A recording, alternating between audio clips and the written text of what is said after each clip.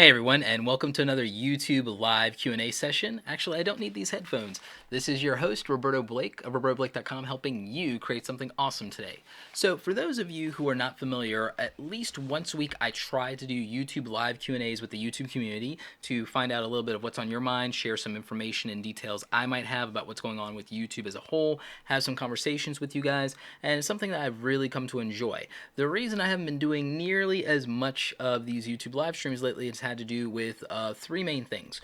For whatever reason, I've had some difficulties with the streams being able to maintain bandwidth, and number two, I've been traveling a lot, and I need my fancy setup to be able to do these live streams the way that I would like with you guys and to be able to engage there. So that's been an issue, and then it's just been so much other content, non-YouTube related, that I do on this channel that's had a priority that I haven't had to do as much of these in terms of just having the time to sit down and do it. But there's been a great and interesting topic that I've been wanting to cover for a while here, and I've actually been doing some homework around this, talking to a lot of different types of creators, and it has to do with YouTube monetization, YouTube demonetization, the not suitable for all advertisers flagging, the new policies in machine learning, the advertiser boycott not necessarily continuing, but us moving into a new phase of what YouTubers refer to as the adpocalypse. So I want to cover those topics. I also want to pop up on the screen some of the policy information from Adwords, because the thing that you also have to understand that makes me different than most YouTubers is I'm a creative entrepreneur. And what that means is that I have a creative business that I run beyond my personal brand in YouTube. Do I make a living off of YouTube? No. I make someone's living off of YouTube. I make more than the average median salary of an employee in the United States of America off of YouTube. A good chunk of that is advertising. I probably make more on affiliates and sometimes sponsor deals. So when I talk about YouTube, and I talk about YouTube ad revenue, when I talk about the adpocalypse, I'm doing it from a place of understanding this as an advertiser who buys ads, someone who's worked in corporate America as a marketing manager and has had to answer to, a corporate boss about how we spend our money on advertisers, a YouTube content creator who makes a significant amount of money off of advertising, and somebody who cares about other creators, opportunity, technology, and the media as a whole, because that's what my company is invested in. So, in other words, any quote-unquote biases that I might have are predicated on seeing this from the perspective of a technology company, having had some experience there, the advertisers and the people who are just doing their job that do the media buys and the advertising and make those decisions, and a YouTube content creator. The three pieces of the Triforce here. Because, again, it's important to understand that. And I think that also we have to take into consideration the viewer, obviously, at the center of that puzzle. So, when I get into this, that's kind of the perspective that I'm going to be taking, is I'm going to explain to you the things you may not know as a creator in terms of how the process happens for the advertisements that help you make your money. I'm also going to be talking about the technology behind that, because I understand that the machine learning thing is scary to people who may not understand how and why it works the way it does. So I'm going to try to make that less technical, less Skynet, less uncomfortable. And in a brief moment, we're going to get through the politics. I'm going to take the politics out into the backyard over here. I'm going to put the politics down with the double barrel, Old Yeller style, because I'm sick of hearing about the politics. I'm sick of people with no evidence talking about the political agenda behind all of this, because they're not taking into consideration that advertisers are much more neutral on this than you might think, because advertisers and businesses like to make money. At the end of the day, money is the interesting thing that just kind of takes away a lot of bias, because you know what everyone's bias is deep down? Everyone's bias deep down is that they would like to make more money than they currently have.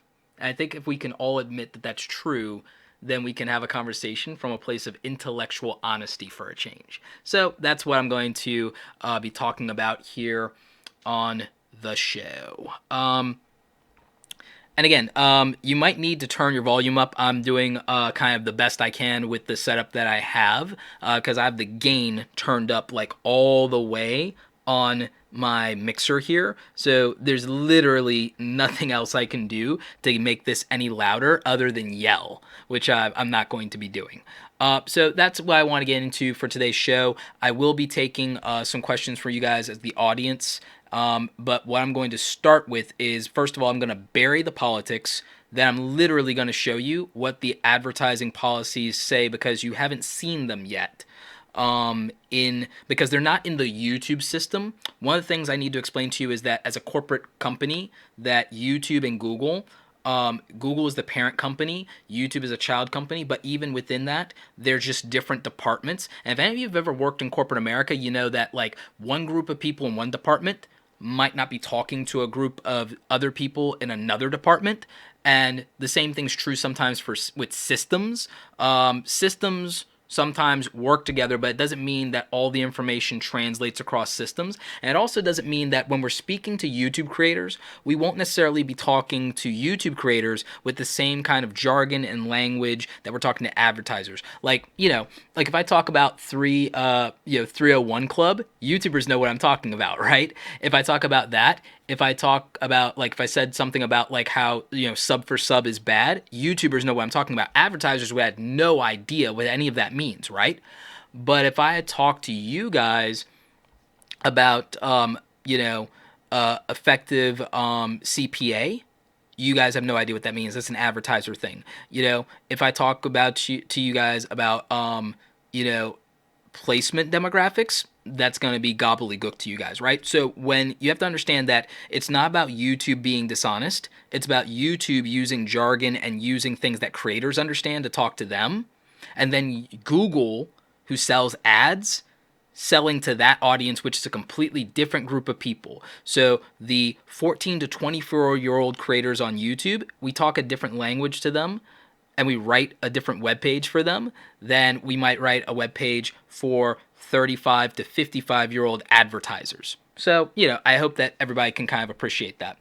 And so that's why I'm going to run through the ad policy. And actually, one of the things real quickly that I want to show you guys is over here. So we're going to switch over screens, and I hope you guys can see this. And I've got the interface set up so that you guys should be able to see on this side of the screen what I'm seeing with regard to the AdWords help and where it talks about policy. And then above, we got Super Chat. By the way, whenever you have your favorite creators doing live streams, because of the Adpocalypse and Adpocalypse 2.0, which I'm going to get into, definitely just make sure you're supporting creators with Super Chat, because it really does help. As for me, one of the things that I've been doing that I haven't talked to you guys about is that I close caption most of my YouTube videos, but with you guys' help, because the super chat sessions that I do with you guys, these live streams are like an hour long. That's like really expensive, and I don't usually do that, but I'd like to start doing that for people. So when you guys donate to Super Chat, what it does is I'm usually taking some of that money and helping close caption my content for people who need to read it because maybe they can't hear it for one reason or another, or it might not be in their native language. So, those transcriptions and closed captions are something I invest in. I probably spend maybe $600 a month just to close caption my regular videos, and I'd really like to also start closed captioning these live streams. So, every little bit helps, and support any other YouTube creator, not just me, with their super chats, their Patreons, whatever you can do, because if you want to keep content creators around, you have to definitely support them one way or another. That being said, what I want to talk about is the advertising exclusion policies that might be causing videos on channels to be either deemed not suitable for all advertisers and need to be appealed manually, or they need to be appealed because they might be demonetized altogether. And I'm going to go through what AdWords, when it sells to advertisers, does with this with regard to the automatic filter and the policy and the settings there. And I'm going to give you some more context. And I'm also going to show you what it tells me even as an advertiser, because there's a help thing here that tells me, because again, advertiser. So when I'm doing ads, like when I want to buy ads on something, which I normally don't do, but I'm running an experiment because I have a product launch coming up, and then I also do this for clients, and I also run ads of my speaking reel stuff to get me more speaking gigs when I travel. But my regular YouTube content, I don't buy ads for. I don't need it. I don't want to do that. I do it for the things that I'm selling, which is what I've always believed in. But like, just to give you context, so when I'm buying an ad to sell myself as a public speaker, this is kind of what YouTube has to say about it and what they say in the filter. And for those of you who this might be too small for you to read, there's a couple of things. One, I have this article, well, not this article, I have the help setting stuff all linked in the description below for you. And also, I'm going to read it out loud for you right now. I am going to answer your questions. I'm just not going to do it right this second in the chat. I'm going to save and allot some time for answering your questions and getting back to some of the discussion you guys are having. But I mostly just want to get this information in front of you because maybe you've never heard of any of this because you don't buy ads and because it's not going to be in the YouTube terms of service for you to look at because, again, it doesn't need to be if you're not buying ads. So I'm going to take this opportunity to just read this out loud for you so that you understand what changed and how it affects ad revenue across all channels. So I'll begin. Let me just have a quick... There we go. About the standard content filter. The standard content filter is the primary tool for context exclusions in video campaigns, preventing ads from showing next to content that advertisers deem inappropriate. The filter excludes most inappropriate or graphic content from all the individual sensitive content categories, which we will get into. The filter is automatically enabled for all new video campaigns, and it is recommended for most advertisers. You can exclude additional content by using the sensitive content categories in the content exclusions menu to select specific areas where you want more protection. And then you can learn more here, and I'll get to that link in a minute. So what you need to understand about that is, as someone who used to be Google AdWords certified and as someone who's bought ads before, this interface that you're seeing is the new one that's been in beta that they just released across the board, and it's these features were not the standard before. So for the 10 plus years that we've been buying ads before, a lot of these filters and automatic settings did not exist. An advertiser would have to go in and manually do these things, and they'd have to understand what they're looking at, and it was a little complicated. Now, that sounds great for YouTubers that they had to manually decide to exclude things, but if you're an advertising person, if you're a manager making $40,000 a year in corporate America and you have to walk your numbers and your spreadsheets into your boss, that's not good for you. That's not a fun time. And then when a big YouTuber like PewDiePie or someone has a scandal and your boss starts caring about YouTube for the first time in 5 years, they ask you about it and ask you about your numbers and ask you if any of your ads ran against this crap. That's not a pleasant conversation to have. That's usually a do this or you're going to be fired if you're not already fired conversation to have. Having worked in corporate, that's what happens here. And those people are not ready to risk their $40,000 or $30,000 a year for any of our free speech, nor should they. Nor should they. That's not the right thing to do for them to fall on their sword for that. No.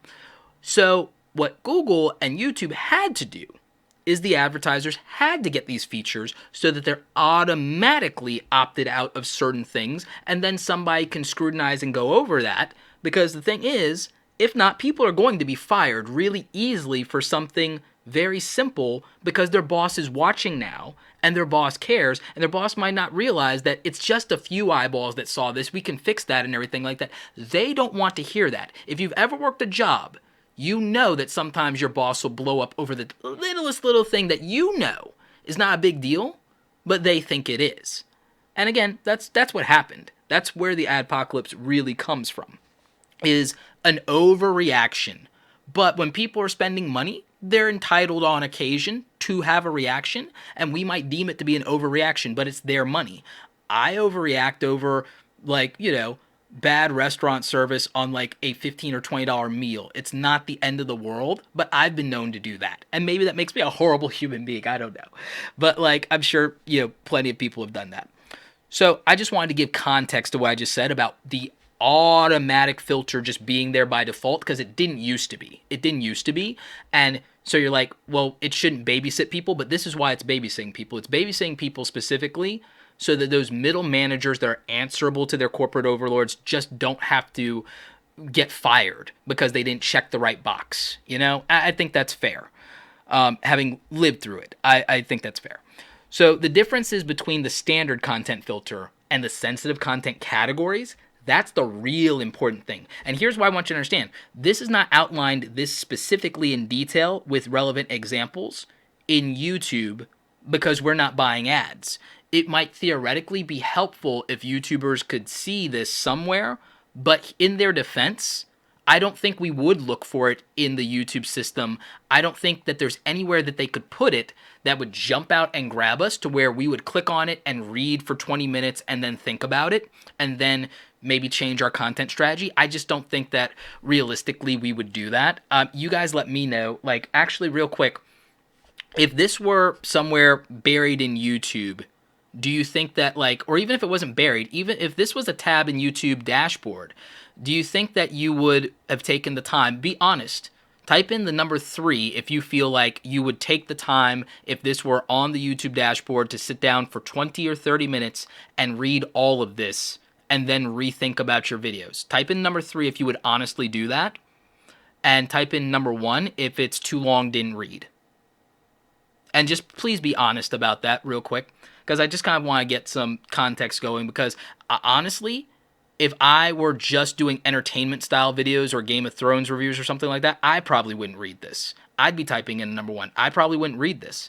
But given the way that I use YouTube and being the way I study it and now being YouTube certified, yeah, I'll read this now.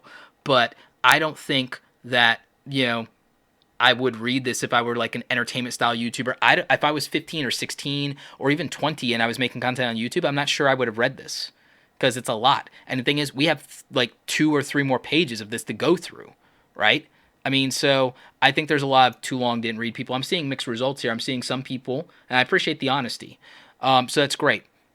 For those of you who would read it, where would YouTube have to put it in order for you to read it and to understand what it is? Because there's a lot of things in YouTube from a policy standpoint that I think a lot of us don't know. And in taking the YouTube certification test, I realized how much more there is to know about YouTube. I got YouTube certified very recently in 3 categories: audience growth and development, content strategy and branding, and content ownership, which was a lot of the copyright ID and fair use stuff. And that was, wow, that one was hard. And there's a 4th one that has to do with revenue and AdSense that I'm getting. So out of the 4 certifications YouTube offers, I'm YouTube certified in 3 of 4 things now, 3 certificates out of the 4, and I'm trying to look into seeing if I can get the 4th one, but I've having to study for that one because it's a lot more complicated. And it just taught me how much we don't know and that we don't learn about YouTube, and it taught me how much information they have on the YouTube website and blog that we just don't look at sometimes, and things like the YouTube Creator Hub. There's a lot of information out there, but it's a lot to read and a lot to get through, and if you're just trying to make funny videos online or cool videos online, and then it feels overwhelming. So I can appreciate creators who are like, wow, this is a lot to learn just to make goofy videos on the internet, or whatever you're trying to do, or you're into this thing, and like, maybe you're someone who was like a veteran, and now you want to talk about like stuff on the internet now. Maybe you want to talk about news that matters to you, and things that people didn't tell you when you were, in service, and now you were able to do that, and now you might be demonetized. I can appreciate those kind of things, but I also understand that, sometimes there's information out there and we don't find it because we're not looking or because it was hard to find. And so I just want to know from you guys, where is it we could put this kind of stuff that we would be able to find it? Does there, like, or do you want like other creators to kind of put together something on our own where this information is easier to find? Because, like, I don't know, because that's the most I can try to do with some of these live streams, is try to make sure that I'm putting information out there and that enough of you can get to it now. And what I appreciate is when you guys share these live streams in social so that other people can get answers. So I appreciate you guys for that. But let's get into the difference here between the standard content filter and the sensitive content categories, because I think it's important for you to understand what it's saying here and how it's differentiating the two, and what happens, because I think this is the difference between videos being demonetized versus not suitable for all advertisers. And so I want to walk you through that. differences between the standard content filter and the sensitive content categories. And by the way, I am going to answer your questions. I'm not going to ignore them, but I want to save it for giving you this information first. So just hang in tight, okay? Differences between the standard content filter and the sensitive content categories. All right? While the standard content filter excludes the most inappropriate content, it doesn't exclude everything that a particular advertiser may find objectionable. The sensitive content categories allow you to opt out of additional content that many advertisers find inappropriate. So that means if someone checks off on specific of these things, that might be where your yellow sign in YouTube where it says not suitable for all advertisers. And I think for an example of that, I think I have an example of that somewhere. Ah, here it is. So this is a video from way back in the day when on occasion I would talk about like Game of Thrones stuff on Sundays. And so this one might be limited or no ads just based on the topic. And if you watch Game of Thrones, then that might make sense to you. And so what they say about it is, we've updated the Creator Studio to help you easily see which videos are running limited or no ads due to content that has been identified as not suitable for all advertisers. And then it has a link to learn more. And I'll show you where that link goes and what information it provides. But if you think your video is suitable for all advertisers, you can now request a manual review. And so they set it up to where you can actually search for your videos that have limited or no ads in the Video Manager dashboard. And if we clicked request a review, then I haven't even clicked on this before, so I'll see what it says. So it has a thing here, and you can request a manual review, and so that would be what happens. Okay, so that's simple enough. That's straightforward. Here's what it says about learn more on the YouTube help side. And again, I took us out of the AdWords stuff just to see a little bit of the difference between what it says for YouTubers versus what it says for advertisers. So what it says here is appeal videos marked not suitable for all advertisers. On August 7th, 2017, we began updating the monetization icons in the Video Manager to better identify videos that have limited or no ads on them. Previously, some of these videos may have had either a green icon, which shows that's monetized, or a strike-through icon in the Video Manager. Now they also have a yellow icon, which may note not suitable for all advertisers. You can follow the instructions below to appeal videos if you think they are eligible for advertising. Learn more on the YouTube Creator blog. All right, we're not going to drill down that far. If content of a video you upload is identified not suitable for all advertisers, you'll see a yellow $ next to the video. You can also get an email address associated with your YouTube account. A video will be marked not suitable for all advertisers in Video Manager if it is not considered suitable for all brands, so the video might receive fewer ads. It does not meet the criteria for advertiser-friendly content, so the video is not eligible for advertising. If you believe that your video is suitable for all brands, you can appeal the decision. An appeal gets sent to an expert reviewer, and their decisions help our systems get smarter over time. Deleting the video and re-uploading it won't help. Keep in mind that videos can only be submitted for review one time, and that review decision cannot be appealed. Now, personally, I would like there to be what we'd call, I guess, a second opinion. I would like a second appeal option beyond the first manual appeal. I would like for you to be able to get context, and then if one person doesn't agree, for it to go to another reviewer, and then that's the final word. I would prefer that, because with regard to copyright strikes, there's a 3-strike rule in YouTube for creators with regard to that. I would like the automated system to be kind of like on a monetization thing for appeal, the equivalent of strike 1. A second manual review is strike 2, and then a second manual review as strike 3 before we just decide this video is going to make limited money or no money. That would be my personal preference if YouTube were to go in that direction. I don't know that that will ever be the case, but that would be what I would feel would be a much more balanced approach, but I understand why this was done. So, that's what I would say. Here's what it says about advertiser-friendly content guidelines, and you can see that this information is very general. Now I'm going to go back to AdWords, and we're going to show you the detailed information that we get when it comes to what advertiser-friendly is, because you'll notice that this is a lot of specific information that an advertiser gets on, what they deem friendly or not friendly, versus this is very general. Even this is detailed, sure, but the examples are not super clear in a lot of cases. This could still be vague, and I think just having it put into YouTube terms might be better, because again, this seems more too long didn't read, right? So let's go and see what the difference between standard content filter and sensitive content categories says specifically, because it says, to illustrate the difference between these options, the following are examples of content that would be caught by the filter alone, which covers content from all categories, and then by the individual content categories. I would have liked to see that information over here. You know, that's kind of what I would have liked to see. I would like for this to be similar. But again, this was not, because this is Google AdWords and the other system is YouTube. These are separate parts of a company. These are people on one side of the campus, and these are people on another side of the campus. They probably don't even sit together at the lunch table. Okay, so just kind of understand that a little bit. To be fair. Again, if you've worked in corporate, you know exactly what I'm talking about. So tragedy and conflict. Standard content filter excludes graphic footage of combat or war. I think we all right, fine. Sensitive content category, their version of it is excludes the above plus footage of soldiers marching with weapons. All right? That's an example. It's broader than that. Sensitive social issues. Standard content filter excludes videos intended to elicit a response about controversial issues.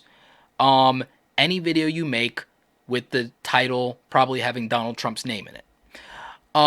Exclude the above plus commentary about controversial issues. Essentially, any video that Philip DeFranco makes. And I love Phil, but this is why this would be a problem. Unless you manually appeal, which then takes time, and most YouTubers who cover commentary-based issues make their money in the first 48 hours of the video. So that could definitely hurt from a monetary standpoint. This is probably the biggest issue that people have. YouTube at its core has always been a place where people can speak their opinions and have a voice. And again, we're not entitled to make money just because we showed up and we did that. In the early days of YouTube, people did that, and while ads ran, they didn't make any real money. For the first 4 years, Philip DeFranco didn't make any real money. For the first 5 years, Boogie didn't make any money. And even though they had great followings at that time, followings that people now make a living off of at similar numbers, just because there were not advertisers in YouTube at the time, because no one took YouTube seriously the first 5-6 years of the platform.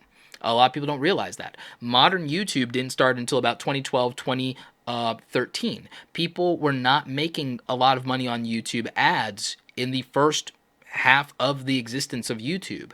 A lot of the old YouTubers do talk about that, but that gets lost in the rhetoric of the rise of the new people like Jake Paul and so on, and the new YouTube millionaires, that the first 7 years for most people on YouTube were a financial struggle, and they usually did it out of pocket, or they made their primary money off of a part-time job or sponsorships. A lot of people still don't understand the truth of the financials of YouTube, and that the people who are YouTube millionaires were all outliers and exceptions. That, as a rule, people didn't get on YouTube, start talking to a camera, and making money.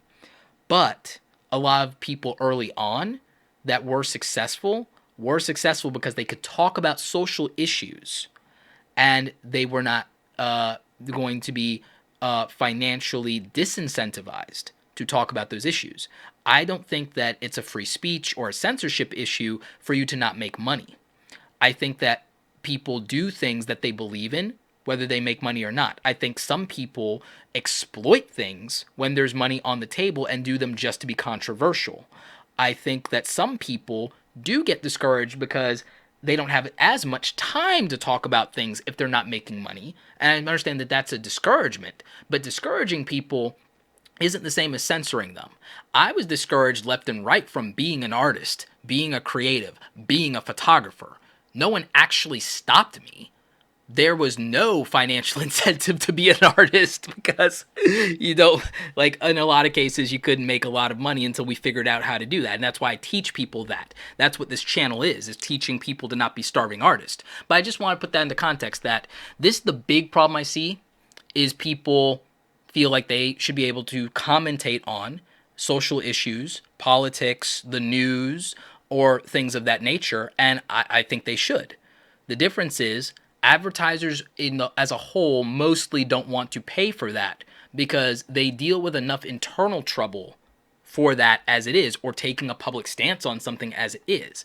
Them opting out by default is fairly normal, to be honest. And it's just that in the context of YouTube, no one was watching. Like I said earlier, no one cared. That boss of a marketing manager who's like, sure, let ads run on Philip DeFranco. Sure, let ads run on Steven Crowder. Sure, let ads run on Lacey Green and David Parker. Let ads run on Joe Rogan. Like, there were a lot of people who are like, yeah, but their boss sees a bad headline and says YouTube blah, blah, blah, and then you get the Adpocalypse, and now those people in corporate, this is why I say Adpocalypse 2.0, because it's not about the ad boycott anymore. Now it's about exclusion. Now it's about people taking the reins in corporate and saying, we're not spending money on this, we're not spending money on this, we're not spending money on this. And if you do, and I find it in your report, you're fired. Like, that's the real issue. And I wanted to just really, again, drive that home, make it clear that that's what's happening. And when you see this right here, the sensitive social issues thing, you understand why that happens. Because what I will say about that is that I specifically, when I decided to buy ads, decided that I wanted to advertise on Joe Rogan, for example, because I like what he does, right? So I wanted to go there, and my ads did play on there. But there are other exclusions in my own filters that I need for other channels that also overlap with things that Joe Rogan might be doing, to where his things may not be eligible for my ads to play.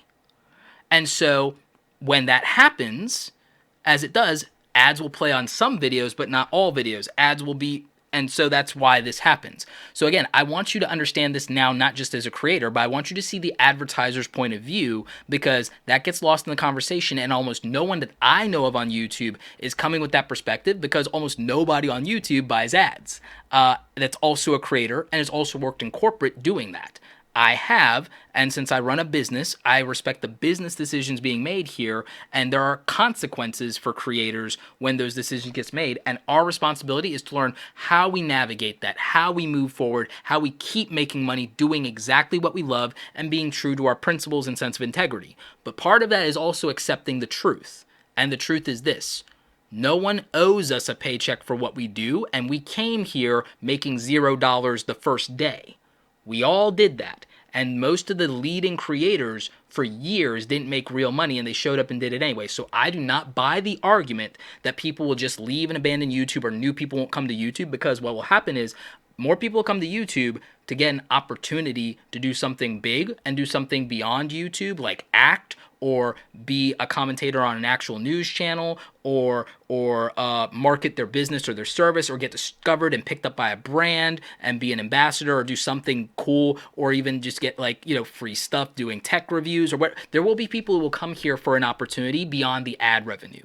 Just like they're on Instagram, just like they're on Facebook, just like they're on Snapchat, platforms that don't pay you in advertising. People are on Snapchat but don't get ad revenue. People are on Facebook but don't get ad revenue. People are still on Periscope, and now they can get not ad revenue, but they can kind of get super hearts. People are on Instagram and making a crap ton of money being Instagram brand ambassadors and models and things of that nature. So, and not making money on the ads.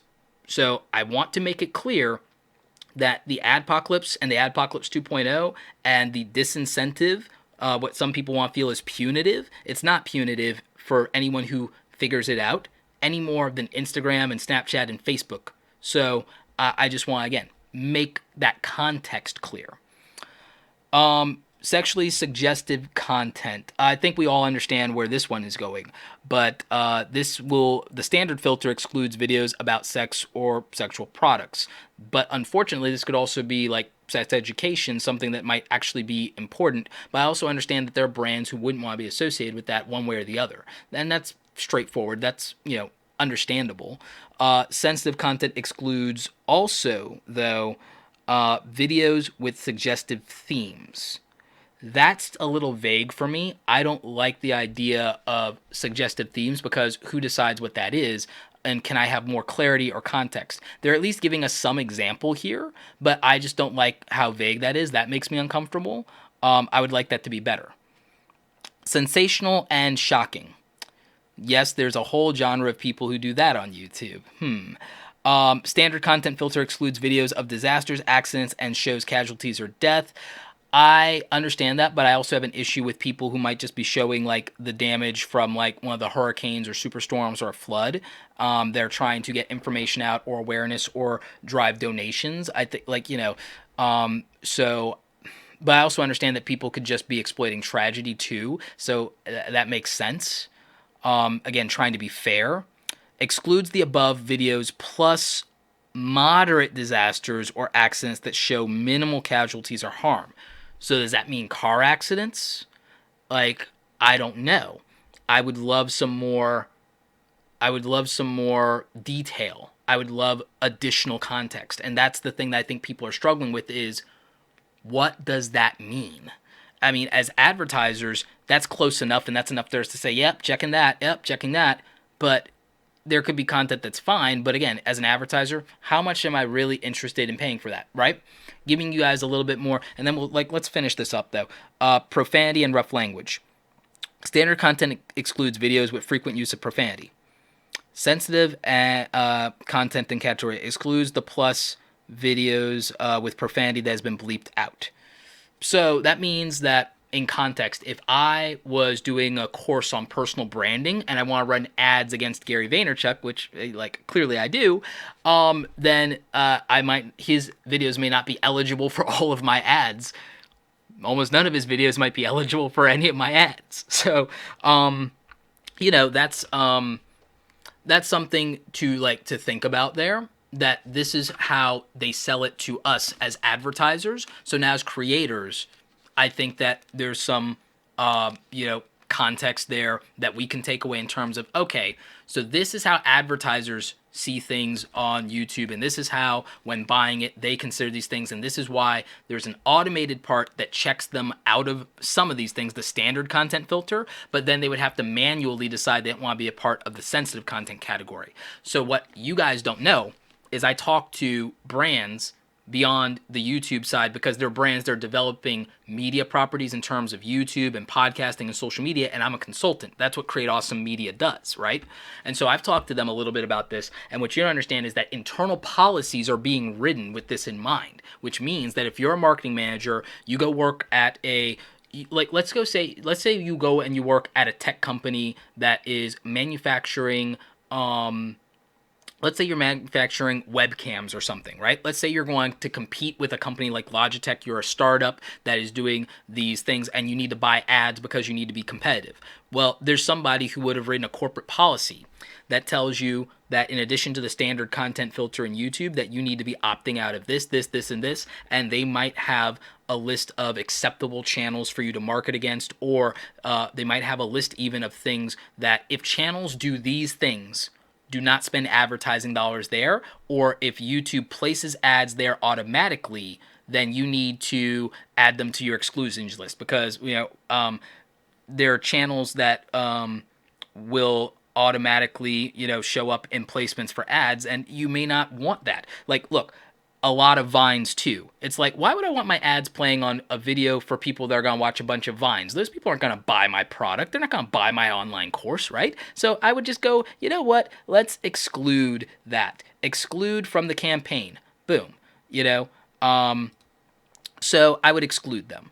If it could be any number of things. Aviator gaming. Why would I want the thing for my online course on a gaming channel? I could just click and I could just add that to my exclusions list. So again, that's how simple it's been made for advertisers. It used to be much more complicated. It used to be easy to waste money in ads. It used to be easy to burn through money for no results. They're trying to help people not waste their money. And I think that's great if you're a small business owner in the middle of Ohio who doesn't really get this stuff and you get your 20-something-year-old nephew to help you or niece to help you with this. then this makes it easier for you to not waste your money. Or if you're a tech company that doesn't want to be associated with somebody who's damaging their own brand, this makes it easier for you to not waste money or be associated with them. So I don't have a problem with that. I would like the information surrounding it to be more clear if possible, but I understand the challenge in that because, I mean, I have enough problems sometimes writing the text for my own website to make it clear to people what I do, and I'm actually good at this stuff. So I get it, and I'm not wanting to like hate on them and give them the same crap that a lot of creators do, because it's like, I understand how hard it is to run a business. I understand how hard it is to try to please everybody, which is why I don't try to please everybody. There's a lot of you in the comments that I'm sure probably unhappy with me right now. So, you know. But again, I'm going to get to your questions and we're going to have more of a conversation. But again, I just really need to get some of this information in front of you. Because here's another thing. There are digital content labels, and we never really see this in YouTube. And what I would like is, I would like that if your video is demonetized or deemed not suitable for our advertisers, what I would like to change is I would like this rating to be applied to any and all videos. And I would like to see that show up somewhere and us be able to see that as creators, because I don't know how to see this and understand where my content lies sometimes, okay? And what that is DLG. Content suitable for general audiences, content suitable for families. I think we all understand what that is, but the next one is content suitable for most audiences with parental guidance, PG. So that's like saying G, which is like G and PG, this is most Disney stuff, so okay. Content suitable for teen and older audiences. Okay, so where's the line? How much of, like, let's say that this is mostly like most of Jake Paul's content. What does he have to do for it to cross over into content suitable only for mature audiences? Most online gamers, I would think, fall into this, but does playing Five Nights at Freddy's move you over to here? I don't know, and I would like to know, right? That's interesting, and I would like to know. Like, if you're teaching a channel on gun safety, are you covered under this if you're teaching gun safety? Or does this move you automatically to here? Or are you between here, mature and teen? Like, how do we know? How do we know? That's an issue that I think no one's really addressing.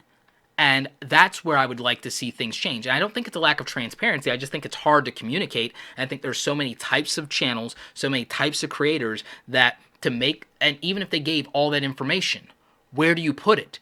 How do you put that information so someone knows what applies to them and their channel? How do we do that? And the only real answer for how we can eventually do that is the machine learning that YouTube and Google are implementing now to help us classify that and to get that information. At some point, they have to do something with that information and communicate back to us what that means. Because there's no way to sort through all the YouTube videos that exist and figure this out from the perspective of a manual human being and give it that context. The only way we can do it is with machine learning as an appliance. It's the only thing that's scalable. It's the only thing that's reasonable when we upload 400 hours of video to YouTube every single minute. Even with, I don't think you guys can see it, even with the new 64 terabyte storage drive that I need to do a review on from Synology and Western Digital hooking me up for my archive, that video is coming soon on my video editing and my video backup strategy. Like, think about that. Think about my archive right now is 12 terabytes of video. 12 terabytes of video. That's a lot. Just getting through that and sorting through the 1,000 videos plus all of my archives of raw footage, it'd be impossible for me to label all of my content. Machine learning is the only thing that can do that. But it has problems and it has hiccups, and we're experiencing that. But eventually they have to do something with that that then gives us these answers as to what content falls under what categories with regard to these content labels, because I think we need to know. Additionally, I would like an automated feature in YouTube, just like when you watch a television show and it gives you G and rated for adult, rated for mature in the corner. I would like that at the beginning of every YouTube video for like 10 or 20 seconds in the corner somewhere to show up so that viewers and parents know what content they're watching and how it's labeled, because I think that that's responsible. And again, I don't have kids, but if I did, I would appreciate that. And I think there are a lot of people who would, and I think that that's appropriate. I also think it's another way to let YouTubers know how their content is perceived. So, I mean, these are the things that I think we need to talk about more. And I think that these are things that we need to have a better understanding of. And I think this is where the conversation needs to happen. You know? So again, I don't think that Google and YouTube are being dishonest. I think that conveying this information is hard. I think conveying this information in a general way when there are 15 categories of YouTube content, and that each category of YouTube has about 150 plus subgenres. I think communicating this in context to all of those people, like when you try to please everyone, you please no one, I think that's an almost impossible task at this point. I think that eventually, technology-wise, we can get there, but right now, I think it's just really hard, and I think that it's a struggle. And so that's kind of where I fall on it with, I'm not excusing everything, but the reason that I'm like not as critical of them as some YouTubers is because I've looked at just what a massive undertaking this would be, because I thought about it with my own 1,000 videos and how hard it is for me to go back, and if I need to update or change something, how hard it would be to do that for 1,000 videos. And then I think about all of YouTube and trying to put that and make sense of it. It becomes a headache if you think about it too long of what can I do. And so I just think that some of the ideas I threw out, I think, are a step in the right direction, but they're not a solution. They're not an overall solution. So, you know, like that's where I struggle with all of this, is that as a viewer, there are obvious improvements that I could think about for YouTube from a viewing experience and a technology standpoint. I think that that's easy enough I think that one's obvious, but trying to figure out a solution that's fair to advertisers while not hurting the wallets of creators is like the ridiculously difficult task, because we're almost like opposites in our goals. In reality, creators and advertisers' goals are entirely different in a way, but they're both unified by we'd like to make the most money for the investment of our existing money and our time. You guys put money and effort into the content that you make, and you'd like to be able to get some return back from that so that you can keep making that content. Companies want to spend money on advertising for the same reason. They have a great product, they need other people to be aware of it to buy it, and they have to invest some money to make that happen, but they'd like to make that money back.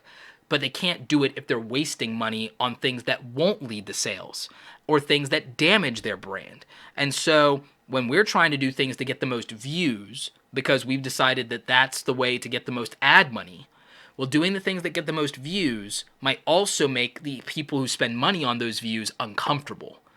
And so that's the balance, is, you can get a lot of attention and that might please viewers, but then people may not pay you for that. And what do you do then? And then can you afford to keep doing it? And so I think that's the rough spot, right? I think that's hard.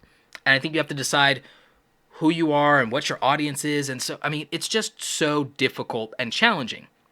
The easy thing is for the people who do make what is easily classified as advertiser-friendly content, i.e. most vloggers, i.e. most family channels, i.e. most fitness channels, most beauty channels, most education channels. Obviously, don't have to navigate this nearly as difficult. It's not as nearly as difficult to navigate.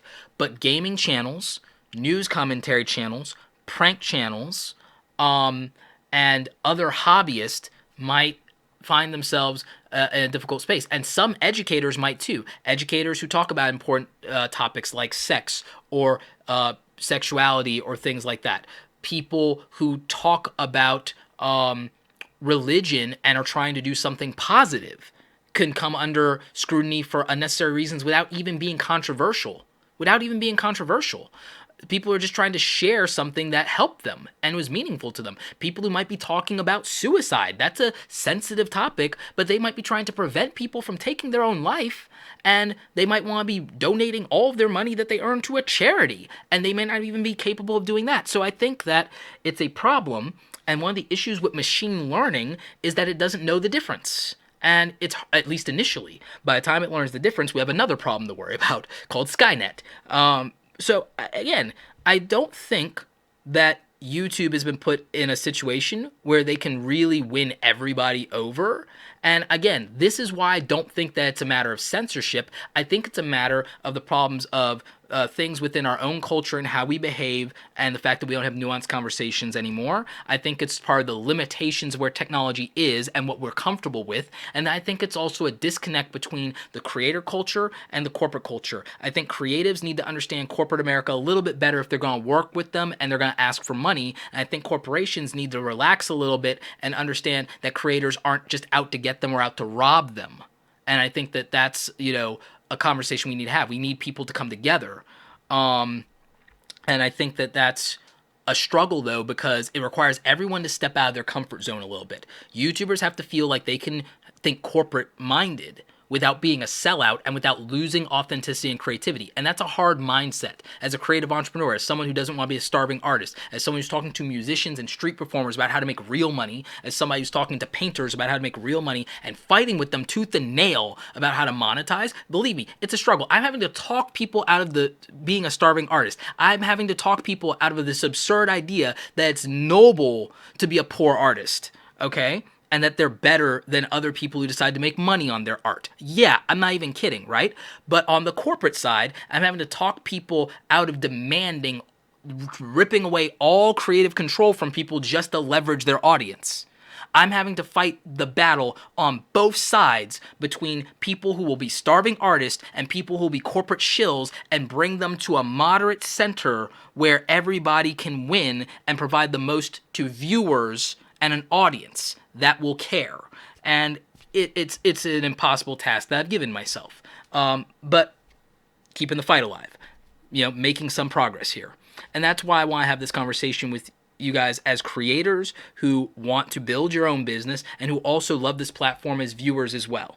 And I think that that's important. And that's why I keep doing what I'm doing. That's why I built the business that I built around creative education, is because we all have to understand what this new future in the information economy looks like. And we also have to accept that right now we're somewhat limited by the technology of our time and our capacity to understand its potential for scale. And so, that's why I am passionate about this. That's why I did like an hour-long live stream about this. And I'm going to get to your questions. I'm going to answer this. I just wanted to cover some ground. I also wanted to give you guys my perspective, and I needed to cover, obviously, all of the things I read to you from a policy standpoint to give you context so that we can answer those questions from a place of all being on the same page with what we know about policy. And in case you guys missed any of that, I have links in the description for the Adwords policies that I highlighted and went over. And I'm going to try and grab these links for the Google and YouTube side too and drop them in for you so that you can have that as well. So I'm just going to do that real quick so that you have information to this, access to the same information that I have access to, so that we can, again, continue to be on the same page here. So I'm just doing that real quick. Then I'm going to prioritize answering super chat questions first. I'm going to answer the super chats first, and then I'm going to answer the other questions that people might have. All right, so those articles should all be linked up now, or rather those support documents should all be linked up now. So let's go ahead and look at some of these super chats. Eric Thurston, thank you so much for the $5 in super chat, buddy. The value you bring is worth more. Happy to support. Thank you, Eric. I'm glad you feel that way.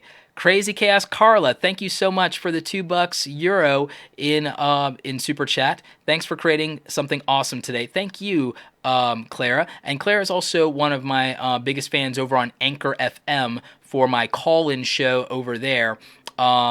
And I need to do that more often. I just haven't had a quiet place lately to do that because I've been traveling. Front Page Tech, one of my favorite tech channels. $10. Take my YouTube monies. I will. Thank you so much. Steenfot Aquatics, $10. Thanks for all the help and info. Thank you so much.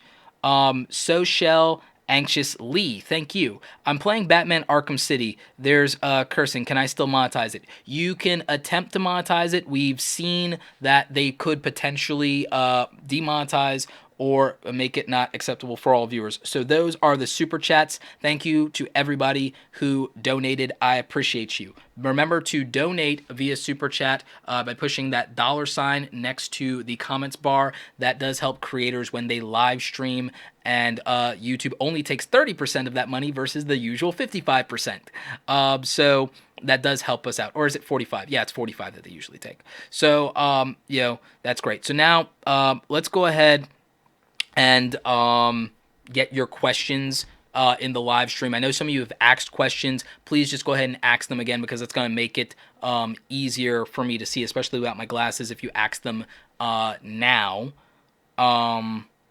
that's going to really help. So if you have questions, just drop those in the comments. We'll do questions for about maybe 5 or 10 minutes. We'll do questions for about 5 or 10 minutes. Then I've got to run to the UPS store to send something back from Amazon that didn't work out. So let's see. Should you start a new channel if you get yellow listed, aka blacklisted? Says Shamika Detrini. So Shamika, it does it for individual videos, not the channel as a whole. People saying that their whole channel is blacklisted are spreading some misinformation, because we have no evidence of that. Both from me looking at it as an advertiser, I see no evidence of that. And then as a creator, no one's been able to prove that to me outright. An advertiser can put you on their personal blacklist, but it doesn't mean that you're on the blacklist of every single advertiser. So, you don't have to start a new channel. It's an individual video, and I would appeal it if you have that yellow demonetization symbol. So great question. We have some more super chats here. Malevolent Elephant, $2. You've helped me so much, and I appreciate you. Thank you so much. Clover Tack, thank you so much, Clover Tack. Thank you. Been frustrated with the big channels are not even covering this. I've been trying to figure it out. I fall into the firearm niche, and many they are suffering too. I do youth shooting sports stuff regularly. Little issue. Yeah, Clover, I've actually talked to a few creators from the YouTube gun community, and I really feel like there's some unfortunate things happening there with them and the revenue side, and I'd like to find ways to address that. I feel that there might be workarounds right now. It's a matter of inventorying all your videos that haven't been demonetized or haven't been deemed unsuitable for most advertisers, and then analyzing all of the metadata, the written information, because one of the other things I wanted to cover is, how does YouTube know how to categorize all of this? The titles, the descriptions, the tags, and the closed captions all help YouTube's machine learning system figure that out, because it can't watch your video and have context the way a human being can. So the best it can do is deal with the data that we input. So we have to think about that carefully if we're covering certain topics. And I want to figure out an answer for channels like yourself, because I feel like there is a strong need for channels like yours on this platform, but we have to figure out a way that will allow you to operate with the way the system currently is, because we probably won't be able to change the policy. So we have to figure out what is acceptable from the system standpoint, and then input the metadata that will allow for that. I don't even think you have to change the content itself so much as you have to change the metadata in a way that still makes sense to your audience, but still lets the system pair you with the appropriate advertisers. Because there might be advertisers that want to spend money on you that actually are not finding your videos being suggested to them as an opportunity. And as an advertiser, I can say that that's important. Again, I'm actually having that problem now with trying to find channels that would be the right fit for the products that I want to sell. And some of my clients were having the same problem of finding YouTube channels that fit the thing that we want to sell. And part of it is they're not optimizing their videos correctly from a data standpoint. So it's a big issue. Let's see. We got a few more questions. You can't eat the grass says, it's hard because so many YouTube creators want to create a YouTube channel, not a brand. I agree, but I think that that's the problem, and I think the answer is they have to get over that and the title of YouTuber and realize that they have to build their personal brand, and that YouTube is part of a platform, because if not, they'll end up like the Viners, to be honest. Being a Viner was the thing to do in 2013. Look what happened. So you have to build a brand. And that's the difference between being a viral Viner that goes away versus being Liza Koshy, David Dobrik, or the Paul brothers. Is build a brand. Make your name matter. Not your YouTube channel. Let's see. Why is the YouTube video editor going away? Not enough people were using it. I would like them to build a full browser-based editor, not the clunky thing we used to have. I would want a full browser-based editor anyway, or I'd want them to acquire one from another company. It's one of the technical things I said that should improve for creators, along with like buying SoundCloud or negotiating a licensing deal like Facebook is going to do with music companies. So I think that that's the issue that I would like for them to address. Can you answer the super chatters questions? I just did. Let's see. Most do not approach it as a business. Yep, that's a problem. Roberto, do you think a peer rating system would work or too much room for bias? Mickey6 asked. Mickey6, great question. I think that a peer review system leads too much room for bias. I think that a lot of people will do fake accounts. I think this is the issue that people had with the idea of the YouTube Heroes program, which I was a little bit more favorable toward. But there's ways to game that system that are a problem. But the current flagging system we have for things is already a problem, and people already use biases toward that or manipulate that to their advantage. So I as much as I would like the community to have more involvement, I think the unfortunate truth that we all have to admit to ourselves is this: the YouTube community can't be trusted to police itself. I mean, we would like to believe otherwise, but let's be honest. There are haters out there that will try to destroy you because they just don't like you, or they don't like your content, or they don't like your success. So those people having access to those tools and that power, that's dangerous. There are people that will try to destroy you just because they disagree with you politically or philosophically, or they want to be discriminatory to you for one reason or another. And it might not even be the typical stuff of race or gender or this. It might be on age. It might be on age. It might be on geography. It might be because you rooted against their sports team. It might be somebody that, you had beef with in high school. Like, it could be. So I don't think a peer review system will work. I wasn't a fan of those things in high school and college, and I'm not a fan of them now. Great question, though. 424 recording says, did you get a new camera? Looks awesome. No, I did not. This is still the Logitech C922X, which is a $99 webcam and is amazing.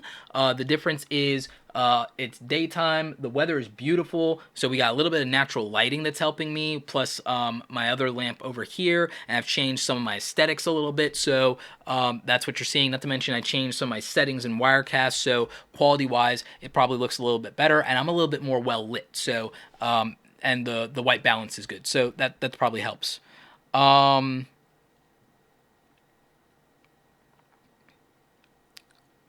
Let's see. How Extreme Trends. Oh, thanks for tuning in. Extreme Trends asks, how long does it take for YouTube to review your videos once they're uploaded?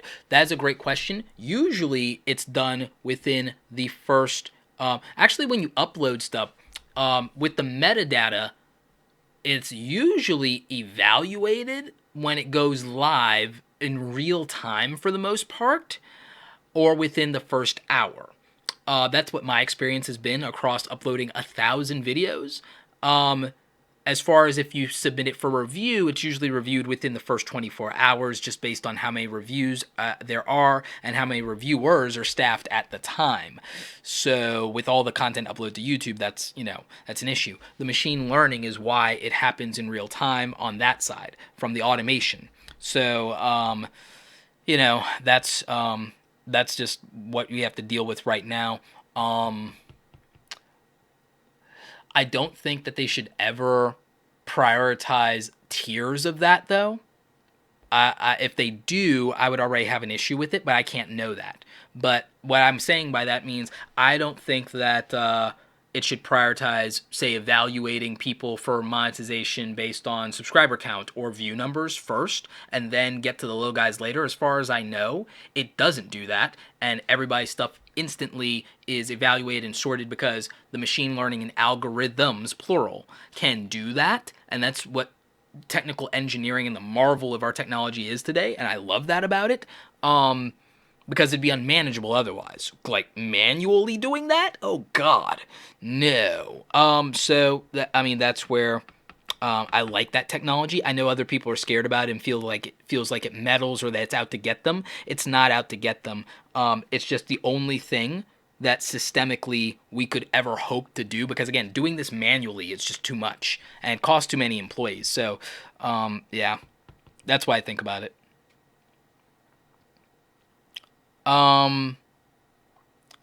Maddie's daddy asked, why isn't there a way for YouTube to wait to demonetize until it is reviewed by a human? I think I just explained that. I think it's like, one, advertisers aren't going to love that, and there's 400 hours of video uploaded to YouTube every minute of every day. It's impossible. It can't. It has to take dramatic action immediately, and it makes the most sense. Not to mention that if it was doing that for demonetization, it would be only fair to do it for monetization too, which means none of us would make any money. So it's a problem. Noreen's Kitchen said, a friend just noticed her recent grocery hauls are not being monetized. However, my old ones have not been demonetized, and I have the same tags and titles such as store names, etc. So if her recent videos are being demonetized, what happens is, here's where priority does happen. Priority is on new uploads, but as I showed with my old Game of Thrones video, eventually it gets around to old stuff, but it prioritizes new things first. For all the archival content, I think that it may not hit your old videos, to be honest. But there are new videos that it would reevaluate.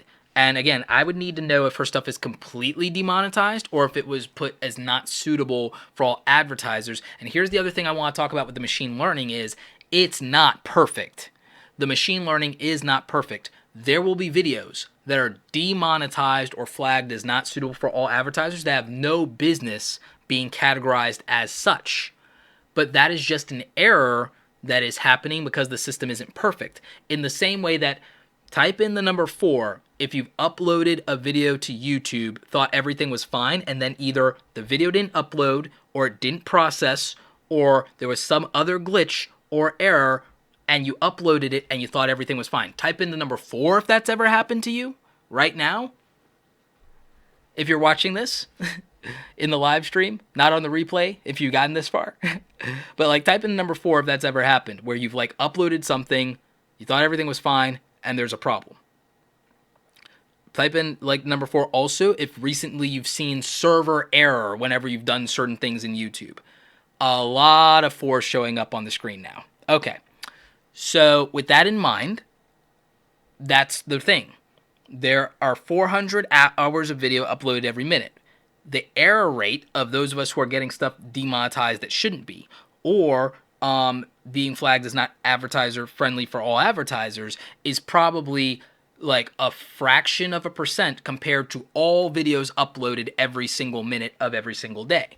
That being said, I'm not excusing it. I'm saying that the system has growing pains, but things will eventually get better because YouTube has always been a little clunky one way or another. For as long as I've known the platform, it's never been perfect. So I think that this is just one more of those things. It just hurts more in this case because instead of it being a 2-hour upload that, now it's, wait a minute, I worked 4 hours on a video and I'm not making any money. Like, because you could just re-upload and wait another 2 hours and walk away. This is, oh crap, there's my money. So I think that that's the difference in this error and this glitch, if you will, versus like previous ones. So I understand why people are sensitive about it.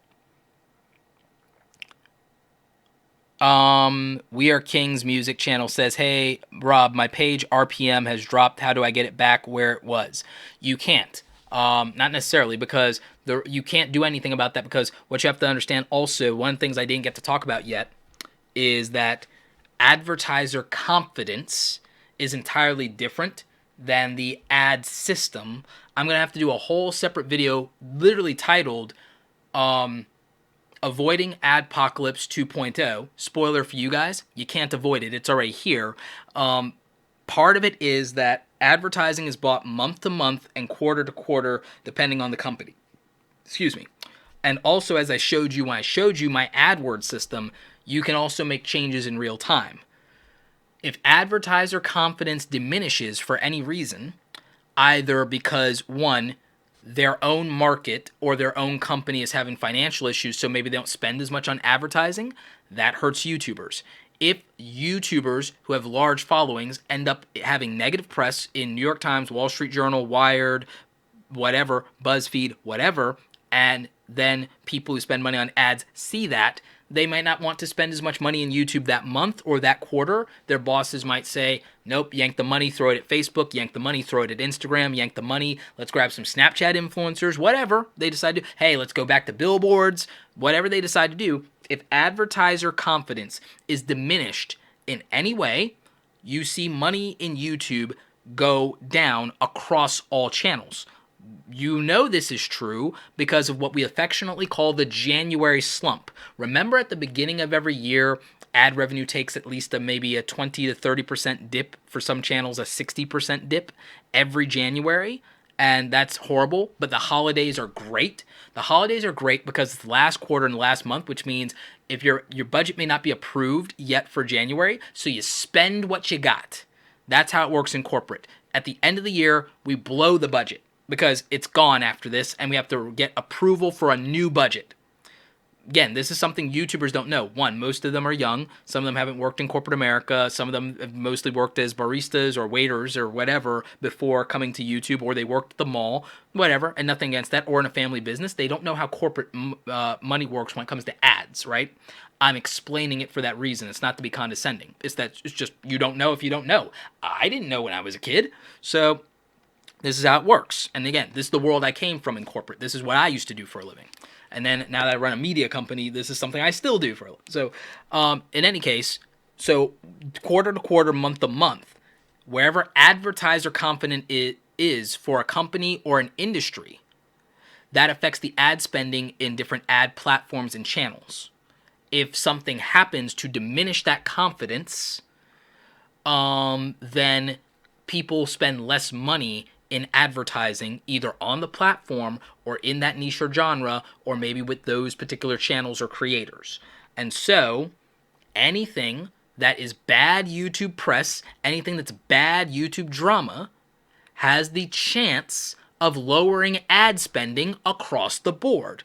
Alternatively, non-YouTube related things, such as any economic policies, tax policies, anything that might affect specific industries themselves or an individual company, can affect ad spending and budgets for that month or that quarter, and it could be a down month. If something happens in the beauty industry that hurts them, if there's like a protest because someone finds out about something with animal testing or something about types of products or chemicals causing cancer, then you can see that less beauty gurus would get less ad money for the foreseeable future if that happens. Okay? But if a new TV show comes out that's highlighting certain things or products or companies, you could see that those people would spend more money, and so that genre of YouTube might get more money and more people might make content around that. So that's the difference. Before the adpocalypse, you see everyone wanting to do political commentary and do stuff after the election, and you saw a lot of young people jump on this after in January of, like, no, not even January, like by December of 2016, I think the political commentators on YouTube tripled between that and April, like, or was it like, yeah, between that and like April or May or something, and then Adpocalypse. And now, oh, nope, getting off YouTube, up, doing something else, up, got to go be a family vlogger, whatever, right? Because people wanted to take advantage of, wait a minute, you make money on YouTube, you make money on views or ads. I bet you all this news controversy stuff like makes money. So, oh, I'll be a commentator for the left or the right, or hey, I'll be the independent moderator, or whatever. You have a lot of people who want to do that. None of them hold a candle to Philip DeFranco, in my opinion. I mean, that's just me. I have my bias there, right? So, with that being said, when the adpocalypse happened, that became less favorable to do because the advertising money went away there. When gaming blew up in YouTube, money through the roof.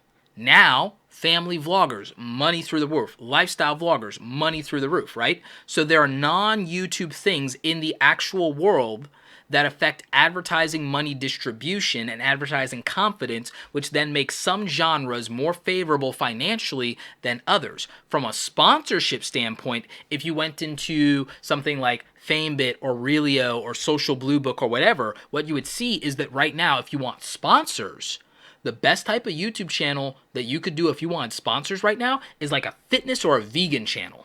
If you want to do a fitness or a vegan channel, you could get sponsorship money hand over fist. You'd be making, if you did it well, even with a small audience of about 25,000 subscribers, you could be making 6 figures off of sponsorship deals because overwhelmingly, disproportionately, there are more opportunities for sponsorship around fitness and food combined than anything else, than all the other ones combined, including beauty. There are more sponsorship opportunities when you combine food and fitness. And then fitness also bleeds over into technology, by the way, because of smartwatches and apps. There's more opportunity in the genres of fitness and food as a niche for you to be a fitness YouTuber or a fitness trainer on YouTube than there is all the other genres that you could be sponsored in combined. And they have the most mass market appeal versus a niche like, say, gaming. So, contextually, to answer the question about CPM and RPM, money, oh, my money's down, how do I get it back up? You don't control the factors around that, which is why advertising money has always been dangerous to rely on as a YouTuber, is because there's so many outside forces you can't control that affects how people spend money on ads and what genres and so on. You can't control that. So I hope I've just given you some context and examples of where the money goes and why it swings one way or the other, or what's advantageous or what's favorable, and when and why. And it could be anything, and you won't be able to control it. So and that's why I say these things are not as political as people want to think they are, because again, money's the driver here. No one's out to waste their money, and and there's a real value in being able to reach an audience. There's always been that. But there's also the fact that corporations, by their nature, with their quarterly and monthly budgets, they are risk-adverse and fiscally conservative by nature, and YouTube is not a real pleasant place for people who are risk-adverse and fiscally conservative when it comes to advertising. If that's where you are as an advertiser, look at the content that is on YouTube. That's very uncomfortable. If you're a 60-year-old or middle-aged person wanting to get your brand out there, YouTube is scary as hell. Billboards are a lot more comfortable, even if they don't work. So that's just the truth.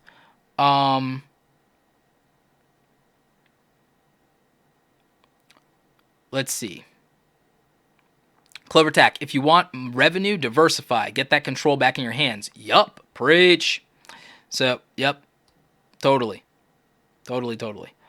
Let's see. Evolve or die. Yep.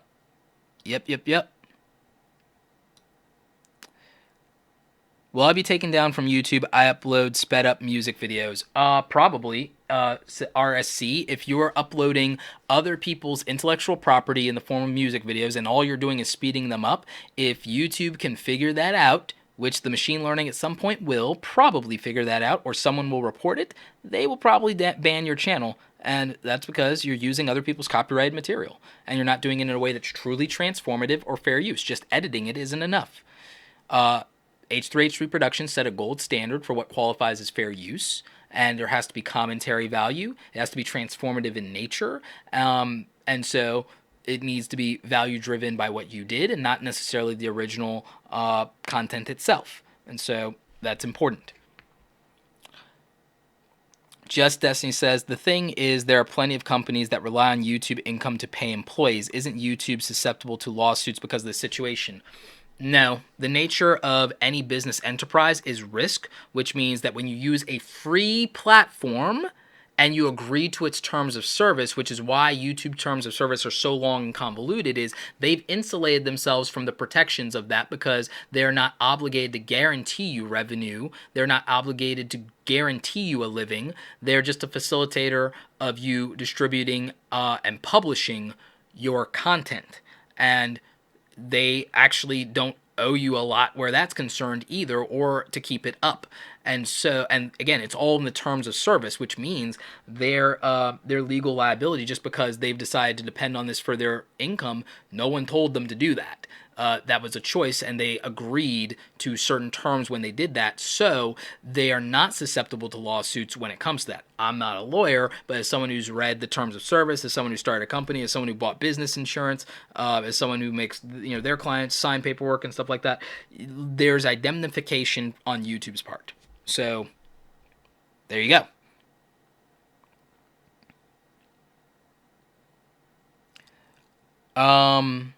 Let's see. Mine was monetized for 2 months and then got unmonetized. I would manually appeal. Let's see.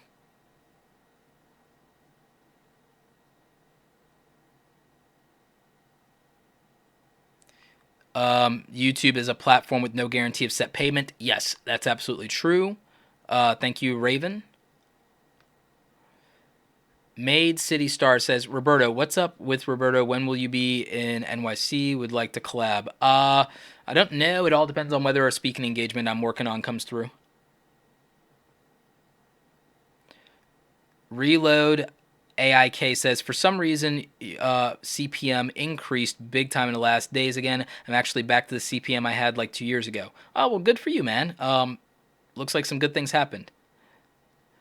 Billboards, though? Yeah, some people still care about billboards. Go figure. Even though nobody buys from them. And I did a test of that at a speaking engagement.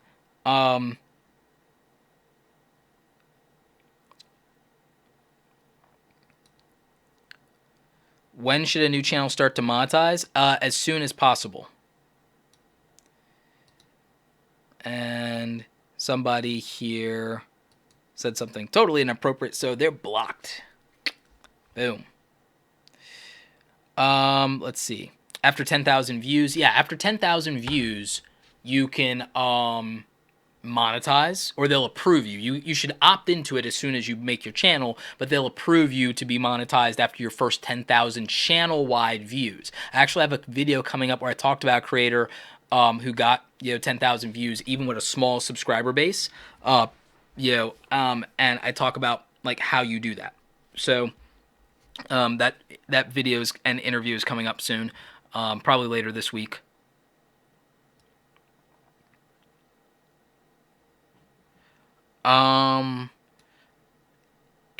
AMNTY says, best platform other than YouTube for uploading content where there's no censorship yet. YouTube is not censoring people.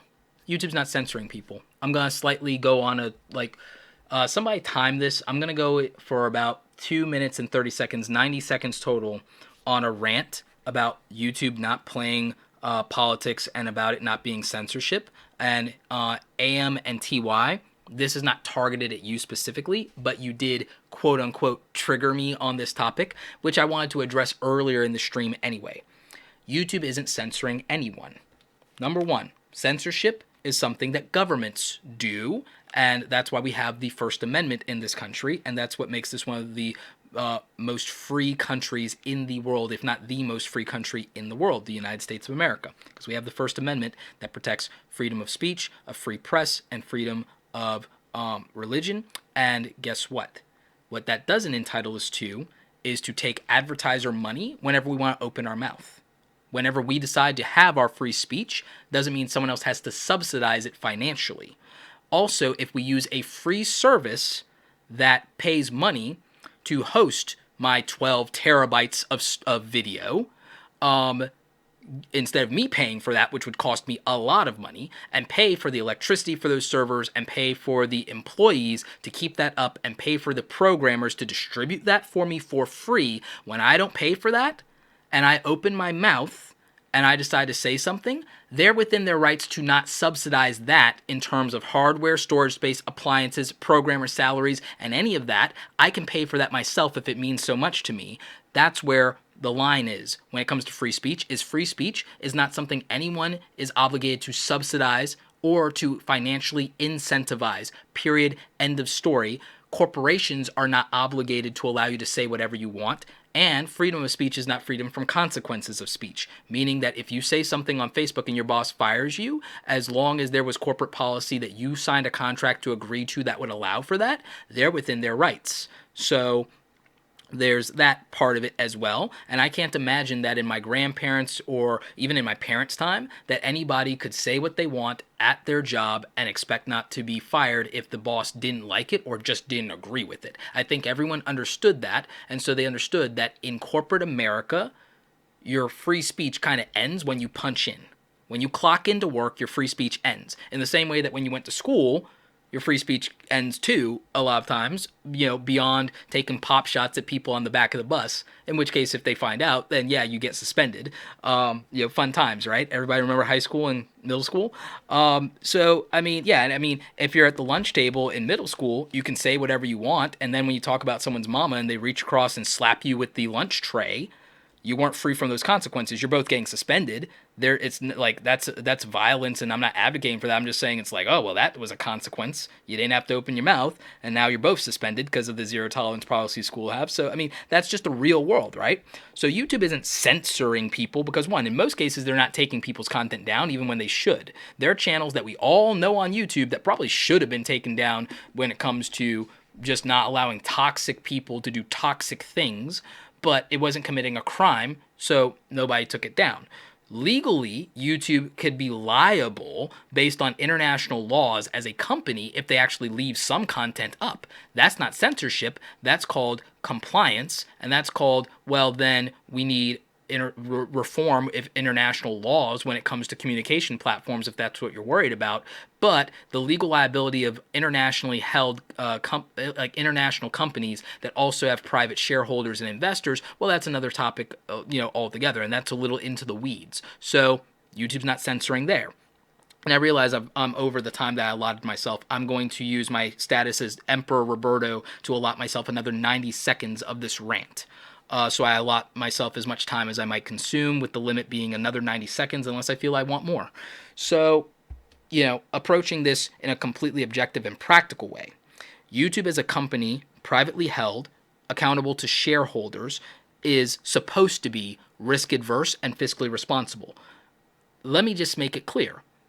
Leaving Leafy Is Here's channel up on YouTube is probably not fiscally responsible and risk-adverse, and they do it anyway, which means YouTube is already giving a lot of unreasonable leeway in the content they leave up just to appease enough people to not have to hear them whine about YouTube censoring free speech. They allow some of the crappiest, toxic, most vile people that you will ever meet in your lifetime under the pretext of being satire or entertainment to sit on this platform and still make whatever money advertisers are willing to allow, when as a company and a corporation, they probably really shouldn't. If you think YouTube is censorship and free speech, you do not want someone as fiscally conservative as me at the helm. And I'm a nice guy. But when we talk about business, when we're talking about money, I'm really ruthless. Like, straight up, when I do my audits and I go through my bank account on what I'm blowing money on, stuff gets redlined real quick. So, you may not want me running the show. I don't know. I'm just saying, from a business standpoint, YouTube is really lax on their policies. Why? They're trying to not censor quote-unquote people, even though corporations can't actually really do that. They're trying to be as free speech as they can allow without letting 3% of creators ruin it for the other 97% of people that could make money here really easily. But when you don't adhere to the strictest policies and guidelines that your own company sets with regard to being advertiser friendly and the community guidelines, you know what happens? The advertiser boycott, Adpocalypse 1.0, and then you have a lot of advertisers pull billions of dollars, and then all creators get hurt, and they get hurt. 95%, 97% of the rest of creators end up paying for the free speech of the other 3% that want to be rogue. That is why the adpocalypse happens. Besides some patent trolling, I've talked about that before. Aside from some patent trolling, aside from a company that wanted to try to get Google to violate their patent, weaponizing old media, mainstream media, aka, aside from that, bag of shenanigans, 97% of us had to risk losing money for the 3%. We want to call that fair? So again, I'm allotting myself more time to rant here at the end. And again, you guys have said that that's okay because you want to hear it. And again, I'm not going to pander to people and say, yeah, never censor, 110% free speech and freedom from consequences. No, I'm not going to do that. Because again, it's like, I'm a creative entrepreneur. I'm not for starving artists, I'll just say what I want and make no money and blah, blah, blah. If you want to do that and make no money, that's fine. Then go get on a soapbox and complain about being poor, right? If people want YouTube to be a place where all creators can come and do interesting, cool things and make money being themselves, whether that's playing video games or whether that's doing makeup or whether that's being like a workout fiend and everything like that, then at some point we have to understand that what's going to happen is that a few rogue creators shouldn't spoil it for the majority of people and that there might not be a place for them in the future in this platform. Do I think that there is a place for those people to produce and put out content and things like that? Yeah, sure. Do I think that their point of view should be expressed? Yes. Do I think that advertisers should necessarily subsidize it? No. I think that has to be at the discretion of the other advertisers individually. The problem is this.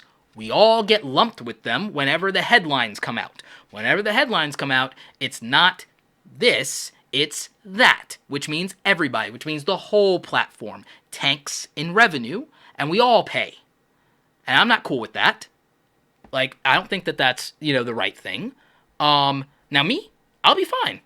I'll be fine because I'm not relying on ads, right? But what about all the other younger creators, the young creators, who can't build a business the way I did that doesn't rely on ads?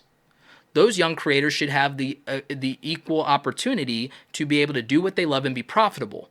But if some dude or chick decides to go completely rogue and starts another advertiser boycott because of shenanigans and because they got their name in the headlines being controversial, then does everybody deserve to lose thousands of dollars a month of their hard-earned revenue? Does everyone have to worry about their rent because that person had to pop up out the mouth and then they want to defend it by just saying, well, I have free speech? No one has to subsidize that, and no one else should have to bear the consequences of your free speech. I'm happy to defend it if the government tries to shut it down. I'm not going to defend it if you went outside the context of the guidelines set by a corporation and a company whose services you decide to use, especially for free, decides to limit or restrict your access to that platform because it is financially detrimental for them to continue to allow you. And I think where that's concerned, YouTube's been too lax from my point of view. YouTube's been too lax on their policies. Ironically, I'm in favor of them being more draconian, on some things. But what I want is I want more transparency in the form of them not hiding anything, of making things very explicitly clear. But I already, in their defense, said that is ridiculously hard and challenging, given the diversity of creators and genres. How do you make it make sense to everybody? When you try to please everybody, you please nobody. And who does YouTube have to please? YouTube has to please shareholders and their company and corporate interests. They have to please viewers. They have to please creators. And then they have to please advertisers. So we have them in the center here, trying to appease and balance these three pieces of the Triforce. Do you know what the problem with that is? The advertisers have all the money, so they keep the lights on for all of us to enjoy this. Viewers have the attention, and if they go away and they don't like what's going on, then none of us make money. Advertisers can't reach them to sell products. They don't make money. Creators can't leverage views to make money off advertisers. So the two people who have the two portions of that Triforce that have the most power are viewers and advertisers. Advertisers and viewers have the most power over who makes money on YouTube and whether YouTube itself is profitable as a business model. You know who has the least amount of power? YouTube itself controls the technology and the platform. There will always be people who want to get viewers or want to make money on advertisers. So individual creators, out of the 4 tiers and the 3 portions of the Triforce, creators have the least leverage. Creators have the least leverage because if viewers abandon creators, they don't make money and they can't leverage a brand. If advertisers abandon creators and viewers stick around, well then creators have more pressure on them to figure out how to get money from their viewers, and they may not be able to, especially if the viewers are young or don't have money. And then there's the YouTube platform itself. Advertisers have to comply and work within the limitations of the YouTube platform. Viewers have to work within the limitations of the YouTube platform. And creators obviously do, but creators can be kicked off the platform too. So creators have the least amount of power in that equation. But to be fair, that's probably exactly the way it should be. It doesn't sound great for me as a creator to say that, right? But look at the practicality. Viewers have to choose to watch your content. So creators are either propped up or put down by viewers, right? If viewers don't watch, then a creator is just creating for themselves, which is fine, but then there's no way to monetize if nobody's watching what you put out, either for you directly selling or for advertisers backing you. And then if you got viewers and they love what you do, but they can't financially support you, and advertisers don't financially support you, how can you continue? You'll be doing it at your own expense. That's not sustainable either. And then YouTube facilitates all this through a platform. So yeah, creators have the least amount of power, and I understand that's uncomfortable. I understand that that chafes, and I understand that sometimes that feels like it sucks. But practically speaking, don't all of those reasons make sense why creators have the least amount of power? If creators wanted more power, creators would have to own their own platform. But again, that's expensive and that's cost prohibitive. Imagine if you had to pay for a service like YouTube valued at the price that YouTube would be worth to pay for. If you've ever done web hosting, if you've ever owned your own website, if you've ever had to pay for data, you know that gets expensive. So when people say, well, why can't the best creators just go make their own platform? It's because financially it's impossible for them to do it. Technologically it's impossible for them to do it. And they have no guarantee that it would be financially worth them to do it. So, I mean, it's hard. It's just hard on us. And, you know, what we have to do to navigate is we have to play with the tools the gods gave us. You know, that's just how it is. Amy, my good friend Amy Schmittauer. How are you, Amy? Thank you for the $5 super chat. So, yeah, I mean, we play with the tools the gods gave us. So, like, when people talk about and cry, YouTube is censoring, I don't buy into that, and I reject that outright, because to even suggest that is to not understand how companies and corporations work and not understand your actual place in the ecosystem of YouTube, and I feel that it's an entitled point of view. I feel like it's an entitled point of view because YouTube is a wonderful gift that we all get to take advantage of. It's not something that was owed to us, you know? So as someone who believes in meritocracy and someone who believes in pulling up your bootstraps and building something, and someone who believes in, and by the way, the question was, well, okay, if it's not YouTube, then what other platforms? You got Instagram, you got Snapchat, you got Facebook, you know, what else do you want? Like, I think Tumblr is still a thing? You got other platforms. The difference is none of those platforms will share the ad money that they make with you. YouTube's the only platform that is generous enough with us to give us a really good portion of the money that they bring in. And to my knowledge, they're barely profitable. YouTube is something Google leverages, probably at a loss. So, I mean, I would just keep that in mind. And I'm like, you know, I'm actually really grateful to them with that in mind. Navdeep Singh says, what if you make a channel on religious teachings? I'm actually a fan of positive channels that have a great underlining message in, like, spirituality of some kind. I'm really into a lot of the Zen stuff. Like, but what I would say about that is that because of the thing that wasn't super clear, that was a little vague when we were looking at those policies that I showed you. Let me pull up the screen again. So when we're looking at these AdWords policies, Hang on, bringing up the screen. Like, where it says sensitive social issues, like, that's where I don't understand whether or not the religious channels can be demonetized. And that's where, like, again, these guidelines not being as clear as I would like, and just having a hard ruling one way or the other on that bothers me or makes me uncomfortable. And so I don't know if your channel, if it's doing religious teachings, regardless of what religion is, I don't know if that gets demonetized or if it gets to be not suitable for all advertisers. I don't know. I can imagine that it would probably be not suitable for all advertisers, though, because based on the traditional rules of you go to dinner and you don't talk about religion or politics, and what else is it? When you go on a date, you don't talk about religion or politics, and there was like one other thing.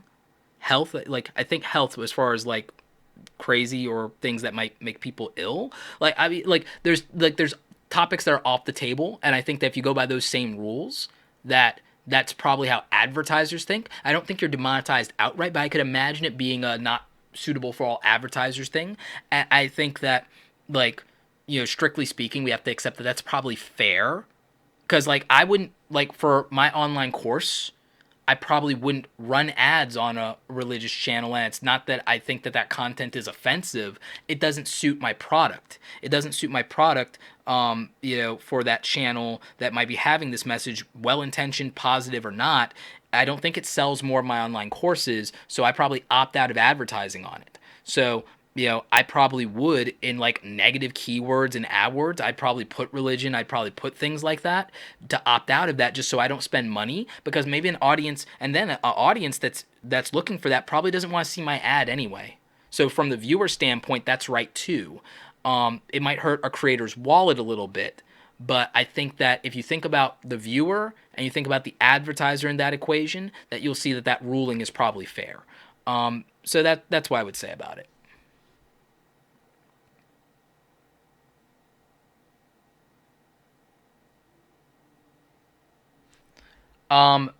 Ben Tyreman says, so don't be weird, original, or unique. I think you can do that and still be advertiser friendly. It's working fine for Liza Koshy.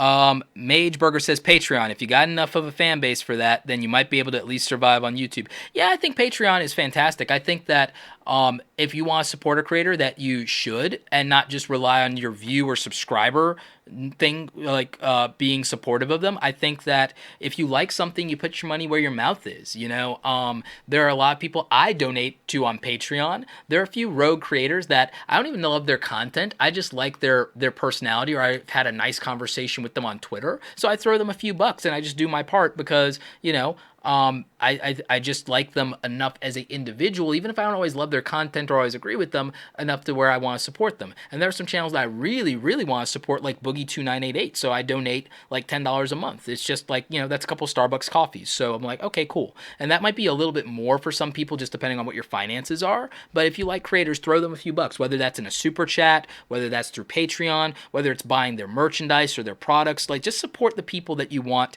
you know, to support. You know, I mean, if you want people to be supportive, then, like, if you want people to be, let me phrase that, if you want creators to have unlimited freedom, then don't expect advertisers or companies or corporations to support unlimited freedom for those creators, because they never have.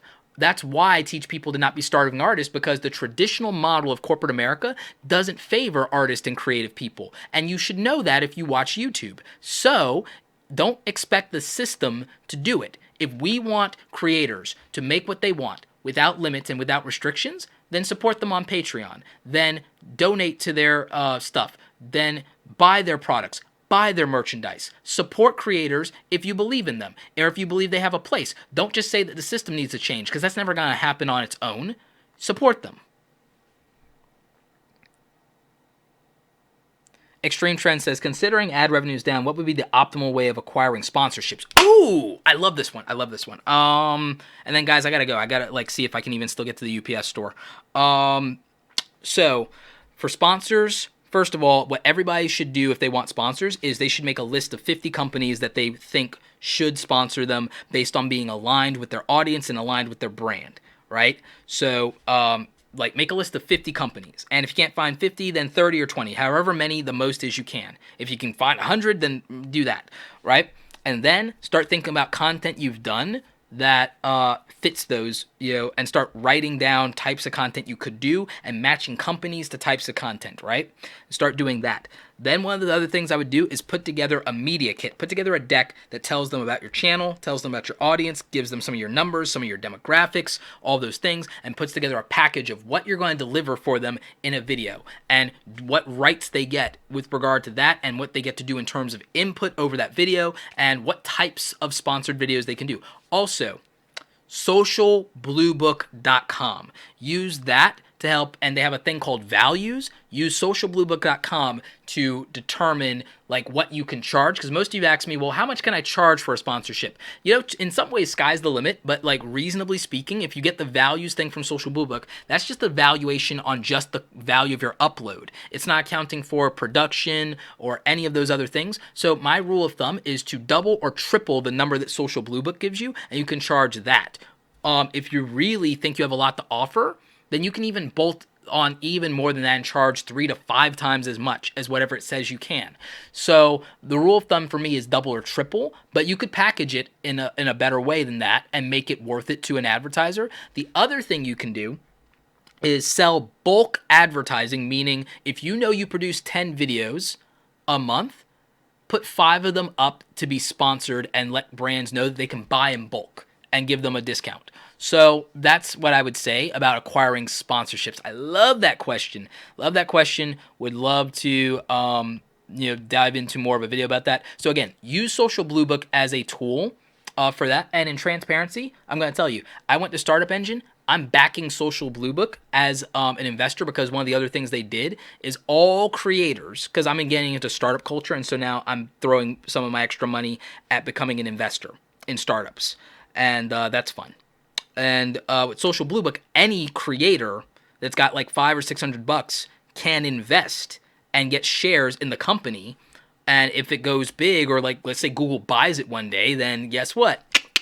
So I would look at that one. Either just use it as a creator to figure out how much money to put behind your sponsorships. They're also going to be doing sponsored deals. I actually got a deal with Anchor through them, so you can check that out. And again, in transparency, I'm an investor, but I'm telling you as a creator, you can be an investor too. So if you go to startengine.com, you can invest in Social Blue Book. They're not sponsoring. I'm just saying, go and look into that because one, you can find out how much money with socialbluebook.com your channel is worth, and not just your YouTube, your Instagram, your Facebook, you can figure that out, your Twitter.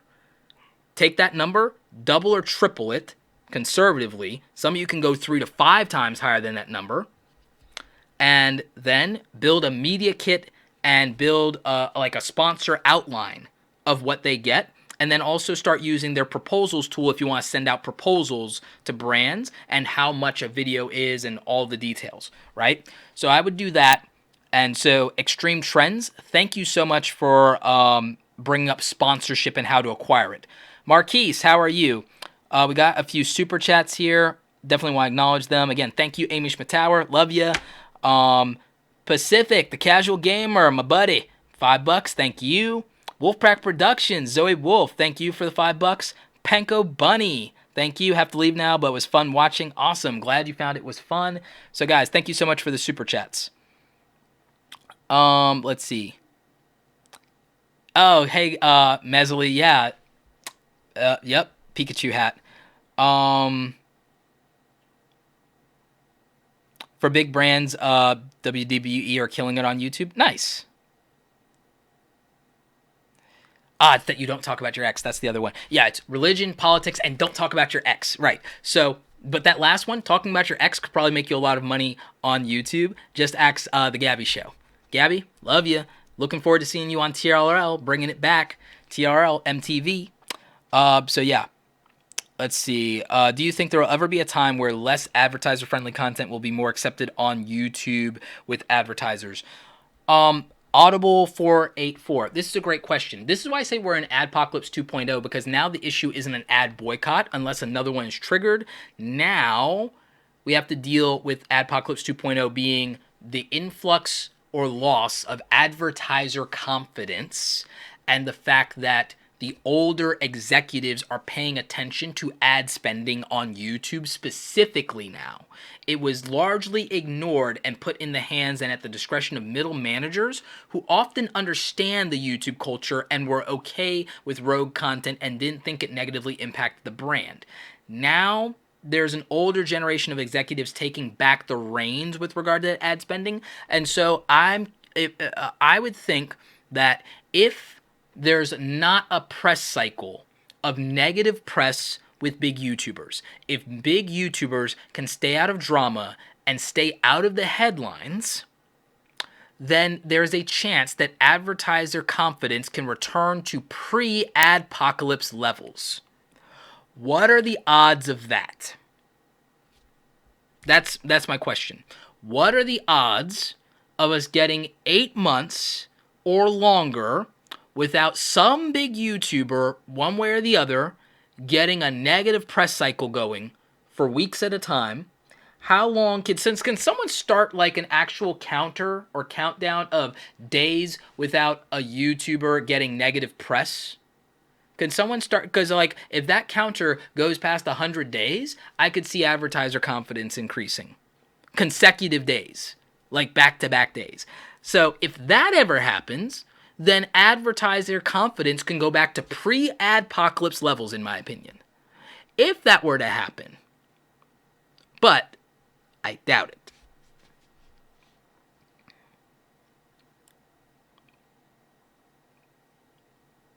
Mazali says, wish YouTube had a 1-800 number with a human being on the other end. I'm the closest thing you got. And that's called follow me on Twitter. And hit me up with your questions. So yeah. Does the yellow icon mean a limited monetization or demonetized?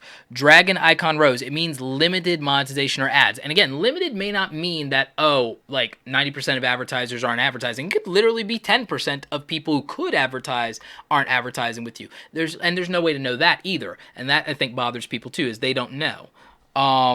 So I think that that's an issue. Creed says, and do you think it would be worth it at any point of switching to another site if it gained popularity? If it did, but that's a big if, but only if we got one. The only reason, here's why I don't think YouTube will ever have a competitor, and then I've got to like go in the next 5 minutes. I keep saying that, but like the stream will not go longer than 2 hours. It's just not going to happen. The reason I don't think there'll ever be a true YouTube competitor, unless Twitch and Amazon do something differently, which they could, which I actually have an idea for, but I don't think they'll do it. But unless it was Twitch or Amazon or Facebook, it will never happen. And do you know why? The biggest thing that is attractive about YouTube for creators is the 55-45 ad revenue split in our favor, right? Which is why we're talking about monetization. That being said, a company would have to already have an advertising platform for people to buy ads from that's not Google or YouTube at all. They'd have to have their own independent ad network. Even with Facebook ads depends on other ad marketplaces that have a relationship with YouTube. I mean, not YouTube, Google. Google and their platforms and the things they own, like DoubleClick, right? So you'd have to have an independent monetization platform that is not based on users alone throwing their money at it. You'd have to subsidize it with advertiser money, and you'd have to have an advertiser buy-in platform that is as good and as attractive to advertisers as Google AdWords. That's hard to do, and there are only a few companies in the world who can do it, and there are only a few companies in the world who hold the majority patents on it. That's what everyone is confusing whenever anyone naively suggests a competitor to YouTube or that YouTubers could go and, like, if the 1,000 or 5,000 biggest YouTubers, if everyone with 1 million subscribers all left and did their own thing, that they could build and make it? No, they couldn't. They couldn't because they don't own an advertising platform themselves, and even if they did, they'd also have to own the patents on the advertising technology instead of licensing those patents, which will cost them the majority of their money. Then they'd have to have advertisers who are willing to play in that system. And if it is creators who have negative press cycles or do rogue content, again, fiscally conservative, risk-adverse advertisers are not going to do that, which is the majority of companies. That's how corporations work. So not having an ad system and platform, not having the patents for an ad system or platform, and then not having the advertiser relationships becomes the bottleneck on not bringing creators to a new platform, because why would we go to a platform that doesn't offer us a 50% revenue share on advertiser money versus us having to get all the money ourselves from our viewers when they might not have it?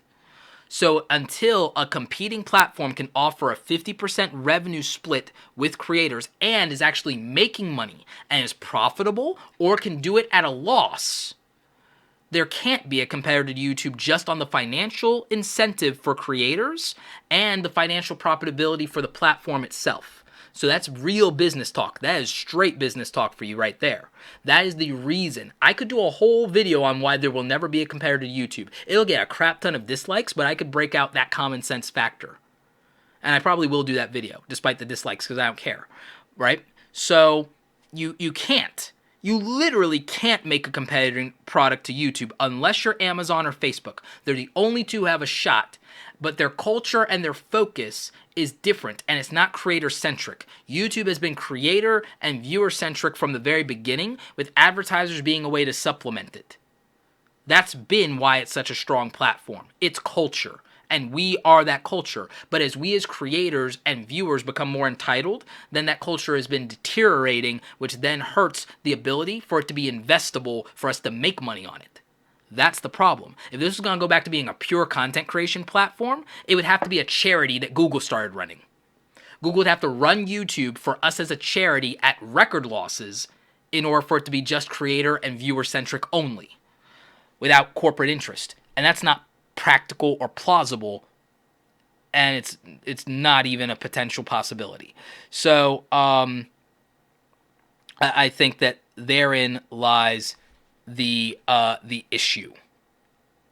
So that's why I believe that, and that's what I think is the issue, and that's why I think there won't necessarily be a competitor to YouTube. I don't think going to another site is the answer. However, I don't think you just hold your whole brand on YouTube. I think you diversify your exposure. I think you build a personal brand. I think you try to get positive press for yourself. I think you use other communication platforms and social media, not only for distribution, but for awareness and native content. I think every YouTuber, honestly, should be on Instagram. I think every YouTuber should be building out their personal brand on Instagram. You're going to hear me talk about that a lot more. I'm over on Instagram. See what I'm doing over there. It's completely different than what I'm doing here on YouTube. And go at Roberto Blake on Instagram, and you'll see exactly what I'm talking about, right?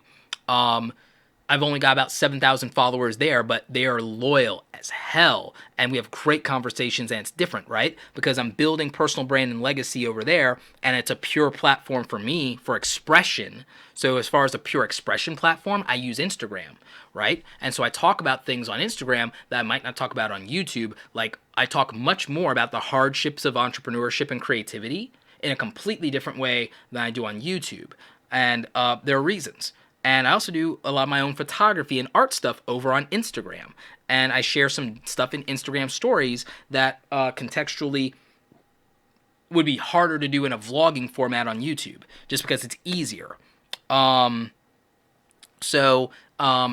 You know, that's where I, you know, really feel on the business side of YouTube, as far as practicality wise, why there won't be a real competitor to YouTube is no one has the ad platform appliance with the exception of a few people, and there are a limited amount of patents available, and you'd have to license the patents. Then there's the engineering back end, and then there's the infrastructure from a technical level. And then there's also the talent pool of engineers to put behind the company. And you'd have to have that already established. And then you'd still have to have content that is at least attractive to advertisers that are risk adverse and fiscally conservative. And that's a problem. The only people I think who can pull it off are Amazon with their Twitch platform or some other appliance that they make, and I think Facebook. But I also think the context of the culture there is unique, and it will not be a true replacement for what we have on YouTube, even if they do it, or a true competitor. I think it'll be different. So, with that in mind, I think even if they do start doing a rev split with us, one, I don't think they'll be as generous as YouTube on a 55-45 plus the 70% on Super Chat. And then, even so, they don't have as many advertisers as the Google Ad Network does, which means that you won't make as much potential revenue. But in the early days, you might make more because it won't be as saturated as YouTube. So early adopters will do very well if that happens. And that's a big if. The other play I could see being is Apple doing it. Apple could do a content-driven, creator-based platform, and they might do very well. I don't think it's on their radar. I don't think that's the direction that Tim Cook is going. If Steve Jobs were still around, I could see him making that play, because I feel like iTunes and the App Store was the beginning of going there. So I think that's the issue. Will I save this live stream? Yes, I absolutely will. And the really technical meat of the Adpocalypse stuff is all at the beginning, so definitely get into that. David Payne says, I strongly considered giving a reaction to the PewDiePie N-word thing, but it's not worth it. Yup, I did too. I'm right there with you, so I'm going to go with Adpocalypse 2.0 as a video. I'm going to reference that very briefly as an example of where advertiser confidence is going away, and I'm going to put Pewds in the thumbnail because YouTube, and because I'm referencing him. Vince, thank you so much. Thanks for everything, Roberto. Vince, I'm going to be talking to you pretty soon here, actually. Sam Bow, thank you, Sam. $2 super chat. David Payne, keep doing what you're doing, boss player. Thank you, David. Extreme Trend says 0% chance of us going with 100-day of no negative press cycle from big YouTubers. Yeah, I'd love to see it, though. I'd love to see 100 days of no negative YouTube press. No negative YouTube press for 100 days. Because if we had it, advertiser confidence returns, the money goes back to pre-Adpocalypse levels, all is right with the world. If we can get 100 days of no YouTube drama and no negative YouTube press, 100 days, Morty, 100 days, then everything would be fine.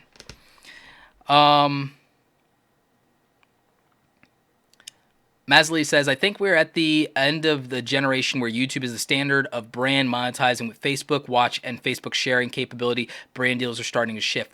I agree. But I stated what my other issues on that are. I think that money will be made. I think it'll shift. I think it'll be different. And then I think it'll level out. But I'm interested in looking at Facebook. I really would rather, I want Apple to make a content play in a big way. I really do. I really want Apple to do something like that. Netflix wouldn't get user-generated content because payment wouldn't work with the subscription-based payments. Probably. Amazon, however, is doing stuff with that if you want. And actually, I'm going to be putting all my motivational short film content in addition to YouTube up on Amazon. I've already started that process. Zippy's Vibe. Do you also make podcasts, and should YouTubers do that? Yeah, I actually do have a podcast, to Create Something Awesome Today podcast, in SoundCloud, Stitcher, iTunes, and I think Blog Talk Radio now. It's everywhere. So definitely check that out.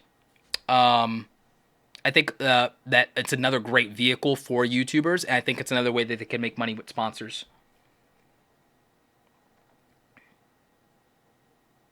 Roberto, you're one of my heroes on YouTube. Thank you so much. Any idea why Super Chat is not available in all areas? I think that there's legal stuff they have to work out with that, and I'm not sure what the why is. I think it might have to do with the nature of donations, or it might have to do with the fact that it has to do with Google Wallet, and there might be countries on the legal side that are making that difficult or challenging in terms of the payment system and the information that they collect. So it might be that. That's what my understanding would be. Because payment gateways don't all work in different countries. I have friends who can't use PayPal or Stripe in the countries they are, so they use Venmo. So I imagine Zippy Vibe that's why Super Chat isn't available in all countries for exactly the same reasons. guys, it's been a blast. This one's 2 hours, so we're calling it. I didn't want it to get much longer than that. We just haven't done one in so long. Thank you to everybody who donated in Super Chat. I really appreciate you. Thank you so much for all the amazing and wonderful questions. Thank you guys for tuning in so long on this YouTube live stream. And again, like, thank you also for putting up with my rants in these as well, because I know that I get ranty sometimes. You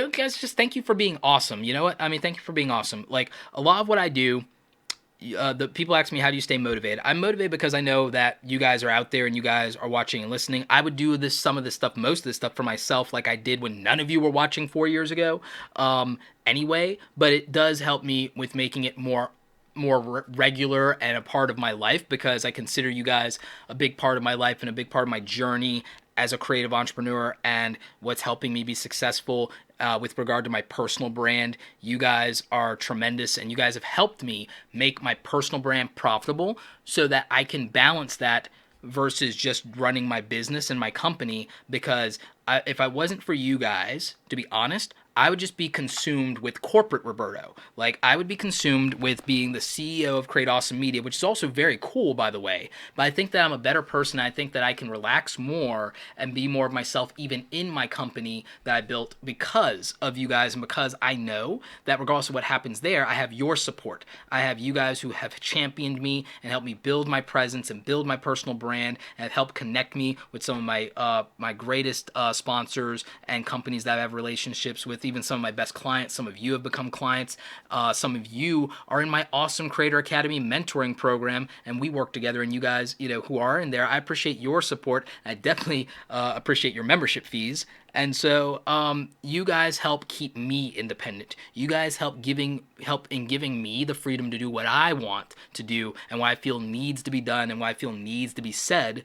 And so I just want to thank you for that support and for giving me more options. I know that I could be successful the same way how I had to be successful on my own in corporate, but it's easier to do things in a lot of ways when you don't have to do them alone. If you want to go fast, go by yourself. I used to prioritize speed so much. If you want to go far, you do it together, and I believe in that, and I'm glad I'm doing it together with all of you. And so I think that you will be a big part of the reason that I'm able to go further than I've ever gone. I've prioritized speed. Now we're talking legacy. Now we're talking about going the distance. And I know that you guys are going to be a part of that. And so I just wanted to let you know how much I appreciate you, whether you've donated Super Chat, where you've donated $1 or $10 or $100, or whether you've just showed up and asked a really great question that pulled the best content out of me. I just want to let you know that I appreciate you being here. All right, guys, that's it. No, I got a little sappy. I have to go see if I can still make it to UPS and do grown-up things. Guys, thank you for tuning in. I'll catch you on the next one. The next one, I still do have to try, now that I know that all the live stream stuff is working. I have to do the 250K subscriber thank you show and do the shout outs for charity water donations that people did to help me raise money for charity. We've raised almost $1,000 for charity. I have that linked up in the description. I also have the channels, or the people, if they didn't leave their channel URL, they just wanted to donate. I left their names and I left their YouTube stuff or their Twitter or whatever they wanted in the description. And so until we do that show, I'll keep doing that because I do want to say thank you to them, and I do want to give them some praise for just donating to charity. Every time I hit a major milestone in YouTube, what I decided to do is to do some kind of charity fundraiser, and this one was charity water for the 250K. We're almost at 260K because you guys are so awesome, and I just wanted to bring that up. When we hit 300,000, I think that the next charity will either be No Kids Hungry or it will be Pencils of Promise. I'm leaning toward No Kids Hungry just because I think we'll be doing that either closer to the holidays if we hit 300K before the end of the year, which I don't think we will. But if we do, that would be the next one that I would do. If not, and we're doing it at a time that's closer to something else, then maybe it's Pencils of Promise, or maybe I'll let you guys vote on it. So guys, take care. I'm gonna go run my errands now. Stay awesome, and I'll catch you on the next one.